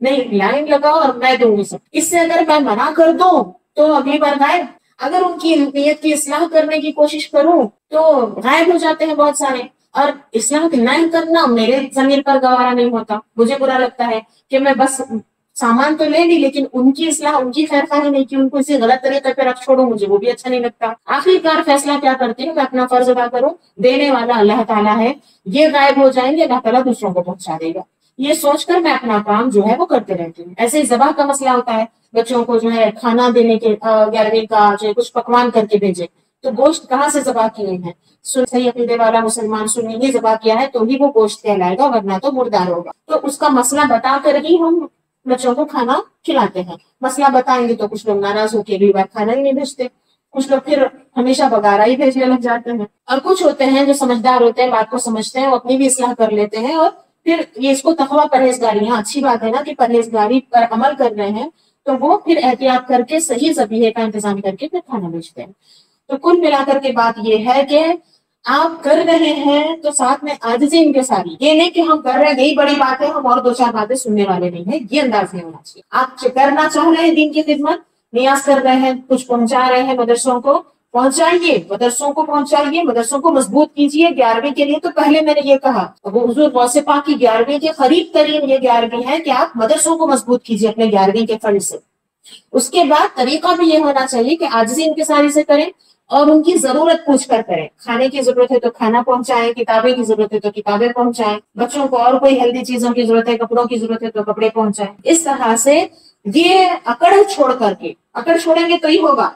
नहीं भाई हम कर रहे हैं यही बड़ी बात है, अब तुम्हारी ये वो फरमाइश है, फरमाइश नहीं है, जरूरत है। इदारा चल रहा है दीन की खिदमत के लिए तो उसको जरूरत के तहत करेंगे, तब नियाज मुकम्मल होगी। और ये दीन का बहुत बुनियादी कायदा है कि मुसलमान की जरूरत पूरी होनी चाहिए। खैरुन्नासी मन यनफउन्नास, हदीस है ना, बेहतरीन इंसान है जो लोगों को फायदा पहुंचाए। मेरी ख्वाहिश के हिसाब से मैं खिलाकर जाऊंगी तो मुझे खुशी होगी, अगर बच्चों की जरूरत के हिसाब से कोई चीज देकर जाऊंगी तो बच्चों को खुशी होगी। सवाब किसमें मिलेगा, ये कुछ समझने के लिए हमको जरूरत पड़ती है कि हम तकब्बुर छोड़े, है ना, आजिज़ी इंकिसारी से हम नियाज करने की कोशिश। کریں. اور تیسری چیز ہے اتنا کر چکنے کے بعد بھی جب ہم کرتے ہیں تو جس سے جتنا ہو سکا دین کے لیے کرنے کے بعد بھی احسان نہیں جتاتے رہیں گے ادارے پر کہ ہم نے اتنا کیا ہے, ہم جو ہے کھلانے والوں میں سے ہیں, ہم مدرسے کو کھانا بھیجنے والوں میں سے ہیں, ہم مدرسے کو کھلا دینے والوں میں سے ہیں.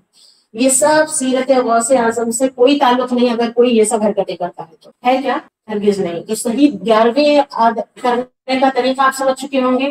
امید ہے کہ ان بنیادی باتوں کو اچھی طرح یاد رکھیں, 11ویں کا مقصد بھی یاد رکھیں اور 11ویں کا طریقہ بھی یاد رکھیں. اور اس بڑی نیاز کے ساتھ باقی بھی ہم بزرگوں کی جو نیازیں کرتے ہیں یہی سارے مقاصد اور طریقے وہاں بھی لاگو ہوں گے. تو 11ویں شریف کے سلیقے کے ساتھ ہم اور نیازوں کا بھی سلیقہ انشاءاللہ تعالیٰ سیکھ جائیں گے. ایسے ہی رجب شریف میں کنڈے کی نیاز جو ہم بولتے ہیں امام جعفر صادق علیہ رحمہ کے لیے کرتے ہیں, تو وہاں بھی یہی باتیں ہوں گی. وہاں بھی رسم و رواج کو چھوڑ دیجیے, بیکار کے رسم و رواج میں پڑے رہتے ہیں وہ چھوڑ دیجیے.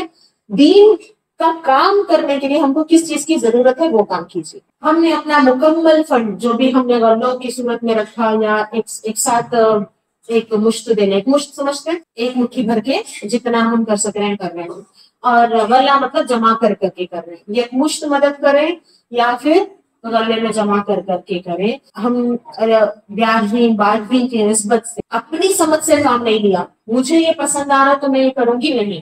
دین کا کام ہم کو کرنا ہے تو کس طرح کے کام کی ہمارے علاقے میں ضرورت ہے وہ دیکھ کر, ٹھیک ہے, ہمارے علاقے میں کس طرح کے کام کی ضرورت ہے. مثال کے طور پر اگر کسی علاقے میں شیعہ زیادہ پھیل رہے ہیں, شیعوں کا کام پھیل رہا ہے, تو وہاں پر شیعوں کے عقیدے سکھانا ضروری ہوگا نا کہ اس طرح ان کا ہے. وہ چھوڑ کر اگر ہم عیسائیوں کے بارے میں بتاتے بیٹھیں گے تو یہ دین کا کام صحیح ہوگا نہیں. جہاں جیسا فتنہ ہے وہاں ویسا کام ہونا چاہیے. اس کو ایک سادی مثال سے بتاؤں تو جیسے کہ اب یہ دیوار ہے, یہاں پر سمجھو نیچے دیوار کے نیچے سائڈ میں 50 سوراخ پڑ گئے ہیں سمجھو, اور 50 سوراخ میں سے 40 سوراخ ہیں تو بند, اس کو ہم بند کر کے رکھیں وہ اتنے پر ہی ہے. 10 سوراخوں میں سے اور پریشر سے جو ہے ادھر سے سمجھے کیڑے آ رہے ہیں یا پھر وہ سوراخ بار بار کھل رہی ہے, تو ہماری توجہ کدھر رہے گی؟ ان 10 سوراخوں کی طرف رہے گی یا باقی 40 سوراخوں کی طرف رہے گی؟ 10 سوراخوں کی طرف, ہے نا, جہاں پر فتنے زیادہ ہیں, سنبھالے نہیں جا رہا ہے. تو جہاں سے حملے ہوتے ہیں, جہاں سے دین کو نقصان پہنچا وہاں پر کام کرنا ہوتا ہے. اور یہ سب کی سمجھ آپ بتائیے کس کو ہوتی ہے؟ عام لوگوں کو ہوتی ہے کہ علماء کو ہوتی ہے؟ تو اس بارے میں علماء پہ بھروسہ کرنا, یہ جوڑ لیجیے اپنے طریقہ کار میں. دین کے کام میں کیا کریں گے؟ بھروسہ علماء پہ کریں گے. لائق عالم کو آپ ان سے جڑ جائیے اور ان پر بھروسہ کر کے ان سے پوچھ کر کے جو ضرورت ہے اس لحاظ سے دین کا کام کیجیے. آپ کی ہر نیاز, آپ کی محفل بھی کامیاب ہوگی, گھروں میں برکتیں اور دعائیں انشاءاللہ ضرور پوری ہوں. میرا وعدہ نہیں ہے, میں کیا دوں گی, میری کوئی اوقات نہیں. اللہ اور اس کے رسول نے وعدے جو کیے ہیں نا اسی کی روشنی میں بتا رہے ہیں. ہاں, اللہ اور اس کے رسول کے وعدے ہیں وہ پورے ہوں گے, تو میں بھی کیوں نہ گارنٹی سے بولوں. بات سمجھ آئی؟ تو یقیناً سب کچھ ملے گا, ہمیں اپنے طریقے صحیح کرنے کی ضرورت ہے. تو اپنے شہر کے لیے میں پورے حق سے بھی یہ بات کہوں کہ شہر گلبرگہ میں بہت قسم کے فتنے جو سیدھا اسلام کے عقیدہ, بنیادی عقیدے خراب کر رہے ہیں, ویسے کئی فتنے بڑھ چڑھ کر کے کام کر رہے ہیں. اب مدرسہ البنات گلشن فاطمہ لڑکیوں کا مدرسہ جو 15-16 سال سے کام کر رہا ہے, اور لڑکوں کا مدرسہ بھی قائم ہوا ہے گزشتہ سال میں برکات رضا نام سے. تو اب ہم مردوں میں, خواتین میں, بچوں میں ہر طرح سے یہی فتنوں کو روکنے کے لیے اور دین کی بنیادی چیزوں کو سمجھاتے ہوئے پھر آگے سے آگے جتنی تعلیم ہو سکتی ہے, فرض علم, فرض کفایہ علم, یعنی مدرسے بھی قائم کرنا, اجتماعات کرنا, بچوں کو تعلیم دینا, ٹھیک ہے, الگ الگ طرح سے. جیسے غوث اعظم رضی اللہ تعالیٰ عنہ کی سیرت ہے, غوث اعظم رضی اللہ تعالیٰ عنہ ایک تو بڑا مدرسہ بھی قائم کیا, اور اتنے بڑے آپ عالم اور اتنا آپ پھیلا کے رکھے تھے اپنا کام, جہاں جاتے اور جب بھی جو بھی محفل میں بیٹھتے تو 600 علماء صرف آپ کی خدمت میں مقرر تھے کہ آپ جب بھی دین کی نصیحت فرماتے تو علماء کا کام کیا, وہ لکھ کے رکھ لینا, محفوظ کر لینا. تو کنٹینیو کام ہو اور وہ لوگوں تک پہنچے, اس کے لیے کتنی تدبیریں بھی کی جاتی ہیں. یہ ایسا نہیں کہ ہر جگہ غوث اعظم ہی جا کر کے بولیں گے, سمجھے. تو کم وقت میں زیادہ کام دین کا کیسا ہوگا, اس کے لیے ترکیب کرنا, اس کے لیے کچھ آئیڈیاز کرنا, کچھ ارینجمنٹس کرنا, یہ بھی ہمارے بزرگوں کا طریقہ ہے. تو اس طرح کے بہت سارے طریقے بھی ہم اپنے استطاعت کے مطابق کر کے کام کرنے کی کوشش کر رہے ہیں. آپ لوگ اس میں بھرپور طریقے سے ساتھ دیجیے. گلشن فاطمہ پورے حق سے آپ کو کہتا ہے اہل سنت و جماعت کا کام مل کر کام ہے کہنے کے لیے اولی حقدار میں سے ہے. یہاں جو ضرورت آپ کو دکھائی جائے وہ پوری ہو جائے, دکھائی بھی جائے گی, چھپا کے نہیں دکھایا جائے گا. پوری فائلیں بنی ہوئی ہیں, اس کا کام بتایا گیا ہے. وہ دیکھ کر کے کام پورا ہونے کے بعد بچ جاتا ہے تو اس کے بعد والے میں بھی کام لگائیے. لیکن پہلے جو کام کی ضرورت ہے لوگوں کا ایمان بچانا, لوگوں کے ایمان کے لیے کام کرنا, شرم و حیا کے لیے کام کرنا. بچے جو گمراہ ہو رہے ہیں, آوارہ ہو رہے ہیں, دین سے ہاتھ ہو رہے ہیں, وہ ہوتا چلا جائے. بس 11ویں کے دن ایک ٹوپی رکھ لے گھر کا بچہ تو سکون میں ہے کیا؟ نہیں نا. تو 11ویں کا کھانا بنا لیے, کھلا دیے, اس دن بچے نے سر پہ ٹوپی رکھی اور باقی دنوں میں شیطانی ناچ رہا ہے گھر میں, اس کے ہر کام شیطانی دیکھ رہے ہیں. تو کیسے ایک مسلمان سکون میں رہ سکے گا؟ تو ہمیں جڑوں سے برائیوں کو اگر ختم کرنا ہے تو مستقل مزاجی سے کام کرنا ہے. غوث اعظم کی تعلیمات میں سے یہ بھی ہے. توبہ کرنا صرف یہیں تک نہیں رکنا ہے, وہ بڑی بات نہیں, توبہ پہ قائم رہنا بڑی بات ہے نا. تو لگے رہنا, ڈٹے رہنا, اس کام کے لیے بھی انرجی ہم کو چاہیے, مدد بھی چاہیے آپ کی, اور دین کے کام میں خدمات, مالی تعاون بھی چاہیے. اور آپ لوگوں کا آنا اور ساتھ دینا, خود پڑھنا اور پڑھانا, اس سب کا بھی حصہ آپ کو بننا چاہیے. یہ ہمارے علاقے میں زیادہ ضروری ہے. جتنے فتنے بڑھتے جائیں گے اتنا اور زیادہ ضروری ہے, جو بھی علاقے میں ہو. خاص کر ہمارے ملک کے حالات کے اعتبار سے ہم سے پوچھ ہوگی. جس طرح کا دور گزرے گا ویسے ہی ہم سے آخرت میں پوچھ ہوگی. باری باری دنیا میں ہمیں بھیجا جا رہا ہے اور باری باری ہم سے ہر کام کی پوچھ ہوگی. یہ دونوں باتیں بھی قرآن حدیث کی روشنی میں ہی بتا رہے ہیں. دنیا میں ہم کو باری باری بھیجا گیا ہے, ہر ایک اپنی باری کے حساب سے, اپنے زمانے کے حساب سے دین کا کام کرے گا اور پھر وہی جواب دے گا آخرت میں جا. وہ دور جب گرمی صحرا ہوتا تھا, پانی نہیں ملتا تھا, ہے نا, کچھ صحابہ ایسے علاقوں میں رہتے جہاں پانی کی کمی ہوتی تھی, تو وہاں پانی کا کنواں خرید کر فری پانی کر دینا وہ بہت بڑا, سب سے بڑا ثواب کا کام تھا اس دور کا. سمجھ میں آ رہی ہے بات؟ پھر کہیں کھانے کی کمی تھی تو کھانا کھلانا سب سے بڑا کام تھا. کہیں کپڑوں کی قلت ہو جائے تو کپڑے بانٹنا سردیوں میں وہ بڑا کام ہو جائے گا. اب ایمان کی کمی ہو گئی ہے, ایمان کے تعلق سے چھینن چھانی, ہے نا, ایمان خراب ہونے کے اتنے جو فتنے بڑھ گئے ہیں, ایسے میں ایمان کی حفاظت کا کام کرنا سب سے اہم کام ہوگا. یہ ہو جائے اس کے بعد پھر ترجیحات کے مطابق پھر خرچ کرتے چلے جائیں. تو ہماری نیازوں کا, نیاز کے لیے ہم جو پیسے خرچ کرتے ہیں ان کا صحیح جگہ خرچ ہونا بہت ضروری ہے. ورنہ ایسا ہے گھر میں آلریڈی پہلے سے لوگ 3 ٹائم 4 ٹائم کھا رہے ہیں, پھر انہی لوگوں کو دعوتیں دے کے پھر مہنگے مہنگے کھانے دے کے پکا کے کھلائی جاتی. کس نے کہا ہے ایسا کرنے کو؟ ہمارے نفس نے کہا ہے. بس ہمارے دل سے آواز آئی اور ہم کر رہے ہیں. کس عالم نے کہا, کس کتاب میں لکھا ہے, کون سی تعلیمات کی روشنی میں ہے یہ؟ اگر پوچھا جائے تو کوئی جواب نہیں ہوگا. بات سمجھ میں آئی؟ تو ہمیں ہمارے بجٹ کو صحیح جگہ استعمال کرنے کی بے حد ضرورت ہے. خاص کر 11ویں کے خرچے, ہر گھر میں لگ بھگ ہر سنی گھر میں 11ویں ہوتی ہے, 100-200 لوگ کھانا کھاتے ہیں, اس کا جو بھی فنڈ ہے, اس کے ساتھ اگر دین کا بھی کام ہو, میں کھانے سے منع نہیں کر رہی, لیکن کھانے کے بعد دین کی تعلیم ہوئی ہو. مثال کے طور پہ 10,000 خرچ ہونے والے ہوں, اس میں 7,000 خرچ کر کے 3,000 کی کتابیں دے دیجئے, اور کتاب بھی ایسے ڈائریکٹ تھما مت دیجئے, پڑھا کر دیجئے. پڑھانے کی ایک محفل رکھ دیجئے, ایک کورس رکھ دیجئے, ہے نا. ایک کتاب چھوٹی سی ہی سمجھے, اتنے سائز کی پتلی سی, سمجھو 50-100 صفحے کی کچھ کتاب ہو, 2-4 دن پڑھا بھی دیا جائے اور پھر وہی کتاب دے بھی دی جائے, پھر کھانا بھی کھلایا جائے.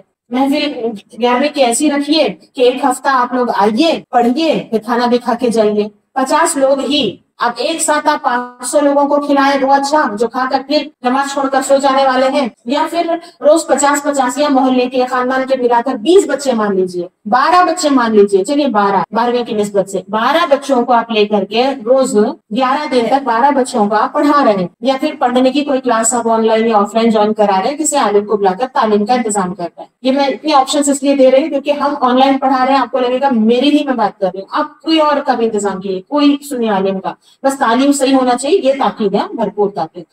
تو تعلیم کا انتظام کریں 12 بچوں کی اور 11 دن تک کھلائیں. اب اتنے ہی بجٹ میں بس 1 دن کی دعوت رکھ کر کے آپ بغیر سوچے سمجھے کسی کو بھی کھلا دیے, تو زیادہ آپ کو اطمینان اور زیادہ ثواب کس میں حاصل ہوگا. اس کو بھی 11ویں شریف کی محفل کے نام سے کیجیے. جب روزانہ 12 بچوں کو بھی آپ کھلائیں گے, 11ویں ہی کی نسبت سے کیجیے. 11 دن تک جو ہے فاتحہ ہے 11ویں شریف کی, بچے بھی کھانا بھی کھاتے جائیں گے, ویسے تعلیم بھی ہوگی. اس طرح کے اور بھی آپ طریقے استعمال کر سکتے ہیں, کوشش کر سکتے ہیں. 3 دن کا رکھ لیجیے, خواتین کو بھی بلا رہے ہیں, 50 خواتین آ جائیں, 3 دن کا درس رہے گا. 1 دن کا رکھ دیجیے, لیکن علم کے ساتھ کریے، کیونکہ لوگوں کو ضرور اچھی بات ہے، پیٹ دل کا راستہ پیٹ سے ہو کے جاتا ہے، یہ بھی سچ ہے، لیکن دل تک کھانا تو نہیں جائے گا نا. دل تک تعلیم پہنچانے کے لیے کھانا بھی پہنچا دیجیے. تو کھانا ان کی وہ ضرورت پوری کرے گا، پیٹ کی ضرورت پوری کرے گا، بھوک دور کرے گا، اور علم سے ان کے ایمان کی ضرورت پوری ہوگی. تو ایک ہی ساتھ دونوں کام ہو جائیں گے. تو واقعتاً اس میں ہماری خیر و خوبی ہے اور زیادہ ثواب ہے، اللہ اور اس کے رسول کی زیادہ رضا ہے، اور یہ ہماری ضرورت ہے. کیوں ضرورت ہے؟ اب سنیے، اگر آپ دو میں سے ایک چننے کی اگر بات کریں کہ ہم یا تو کھانا کھلا سکتے ہیں یا تو تعلیم کا انتظام کر سکتے ہیں، تو صرف تعلیم کا انتظام کیجیے. دونوں میں سے ایک کی اگر بات آتی ہے تو کیوں؟ فرض کے اعتبار سے. ٹھیک ہے، ہاں کسی کو ڈائریکٹلی آپ بھوکا مرتا ہوا دیکھ رہے ہیں تو وہ کھانا کھلانا فرض، لیکن اگر ویسی نوبت نہیں آئی تو ایمان خراب ہوتے ہوئے تو ہم دیکھ رہے ہیں صبح شام، ایسی صورت میں ایمان درست کرنا، تعلیم دینا فرض ہے. تو فرض پہلے ہوگا، نفل بعد میں. اس اعتبار سے اگر تعلیم کا انتظام دیکھا جائے، دونوں میں سے ایک کی اگر دیکھا جائے تو تعلیم کا انتظام کرنا پہلا فرض ہے، کیونکہ لوگوں کے پاس فرض کھانے جتنا ہے، نہیں ملا تو مانگ کے کھانے کی ٹیکنیک بھرپور آتی ہے لوگوں کو، لیکن فرض علم کا انتظام نہیں ہے لوگوں کے پاس. صحیح ہے بات؟ تو فرض علم کے انتظام کرنے کے لیے پہلی ذمہ داری بنتی ہے. یہ چھوڑ کر اگر وہ کریں گے تو پکڑ بھی ہو سکتی ہے، سوال ہوگا اس بارے میں کہ فرض میں خرچ نہیں کر کے تم نیازیں کیوں کرے کھانے کی. ٹھیک ہے، تو ان باتوں کو اچھی طرح سمجھنے کی ضرورت ہے. الگ سے ایسے تو نہیں ہم کہ 11ویں ہو گئی اس کے بعد اگر ہم بولے کہ اور دوسرے فرض کام کے لیے اب یہاں پہ بجٹ کی ضرورت ہے، فنڈ کی ضرورت ہے، تو آپ پھر سے نکال کر دے دیں گے. ایسے نہیں، بہانے کرنے لگتے ہیں، ختم ہو گیا، وہ ایسا ہو گیا، وہ کر دیے نا. تو پہلے ہی سوچ سمجھ کر کیجیے، جہاں زیادہ ضرورت ہے وہ کام کیجیے. تو زیادہ ضرورت ہے لوگوں کے دین اور ایمان پر خرچ کیجیے انشاءاللہ تعالیٰ. ان دونوں طریقوں کو اختیار کیجیے. ایک تو اپنے سوچ دین کے لیے صحیح ہونی چاہیے کہ ہم اتنا سب کر کے اپنا بھلا کر رہے ہیں، دین پر کوئی احسان نہیں کر رہے، لوگوں پر کوئی احسان نہیں کر رہے، ہم اپنا فرض ادا کر رہے ہیں، اللہ کی رضا چاہ رہے ہیں، وہ ہم کو اس کا بدلہ ملے گا. تو عاجزی انکساری اور محبت کے ساتھ یہ کام کریں گے، عاجزی سے ہی پیش آئیں گے، دکھاوا نہیں کریں گے، دل توڑیں گے نہیں. اور دوسرا، منی مینجمنٹ بھی اچھی طرح کر کے یہ کوشش کریں گے. تو سلیقہ، طریقہ 11ویں شریف کا اور مقصد انشاءاللہ تعالیٰ امید کرتی ہوں کہ اس 11ویں شریف کو آپ امتیازی خصوصیت کے ساتھ بہتر طریقے سے ادا کریں گے. اللہ تبارک و تعالیٰ ہمیں برکتوں سے نوازے. 12ویں شریف 11ویں شریف کے صدقے دن 11ویں رات 12ویں ترقی عطا فرمائے، دینی ترقی، دنیاوی ترقی، عقل سمجھداری کی ترقی، ہے نا، گھروں میں جو ہے برکتوں کی ترقی، ہر لحاظ سے دونوں جہاں کی خیر و خوبیوں کی ترقی سے ہم سب کو نوازے. جو کچھ بھی ہم خیر و خوبی کے لیے دعائیں کرتے رہیں انشاءاللہ تبارک و تعالیٰ پورا ماہ ربیع الثانی جتنی بھی ہم عقیدت محبت کے ساتھ 11ویں شریف کے ہم جتنی بھی ہم خواتین ہیں محفل منعقد کریں. اللہ تبارک و تعالیٰ ہم سب کو اس سے لسان نصیب فرما، ایک دوسرے کا ساتھ دینے کی توفیق عطا فرما. شروعات اگرچہ ہمارے لیے مشکل ہو لیکن ارادوں میں مضبوطی عطا فرما. دین و سنیت کی محبت کی خاطر ہمیں اصلاح کو قبول کرنے کی توفیق عطا فرما. اللہ اس کے رسول اور دین سے محبت ہمارے دلوں میں ٹوٹ ٹوٹ کے بھر دے مولا، اور ہم اپنی خواہشوں کو پرے رکھیں، اور اللہ اس کے رسول کی رضا کو ہم سب سے اوپر رکھیں، اور اللہ اس کے رسول کی رضا کے لیے ہم سب کام کریں. خاص طور سے دینی کام جو منسوخ کرتے ہیں دین کی طرف، ان دینی کاموں کو خلوص کے ساتھ کرنے کی توفیق عطا فرما. دنیا کی اپنی ضرورتوں کو بھی دین کے مطابق پورا کرنے کی توفیق عطا فرما. ہمیں بہتر طریقے سے مرنے کی توفیق عطا فرما. اسلام کی صحیح سمجھ عطا فرما. دونوں جہاں میں کامیاب و کامران فرما. اپنے حبیب کے صدقے میرے پروردگار، اپنے حبیب کے صدقے اپنے اور اپنے حبیب کی رضا سے ہم سب کو نواز دے. آمین بجاہ سید المرسلین. جزاک اللہ خیر الجزاء. السلام علیکم و رحمۃ اللہ وبرکاتہ.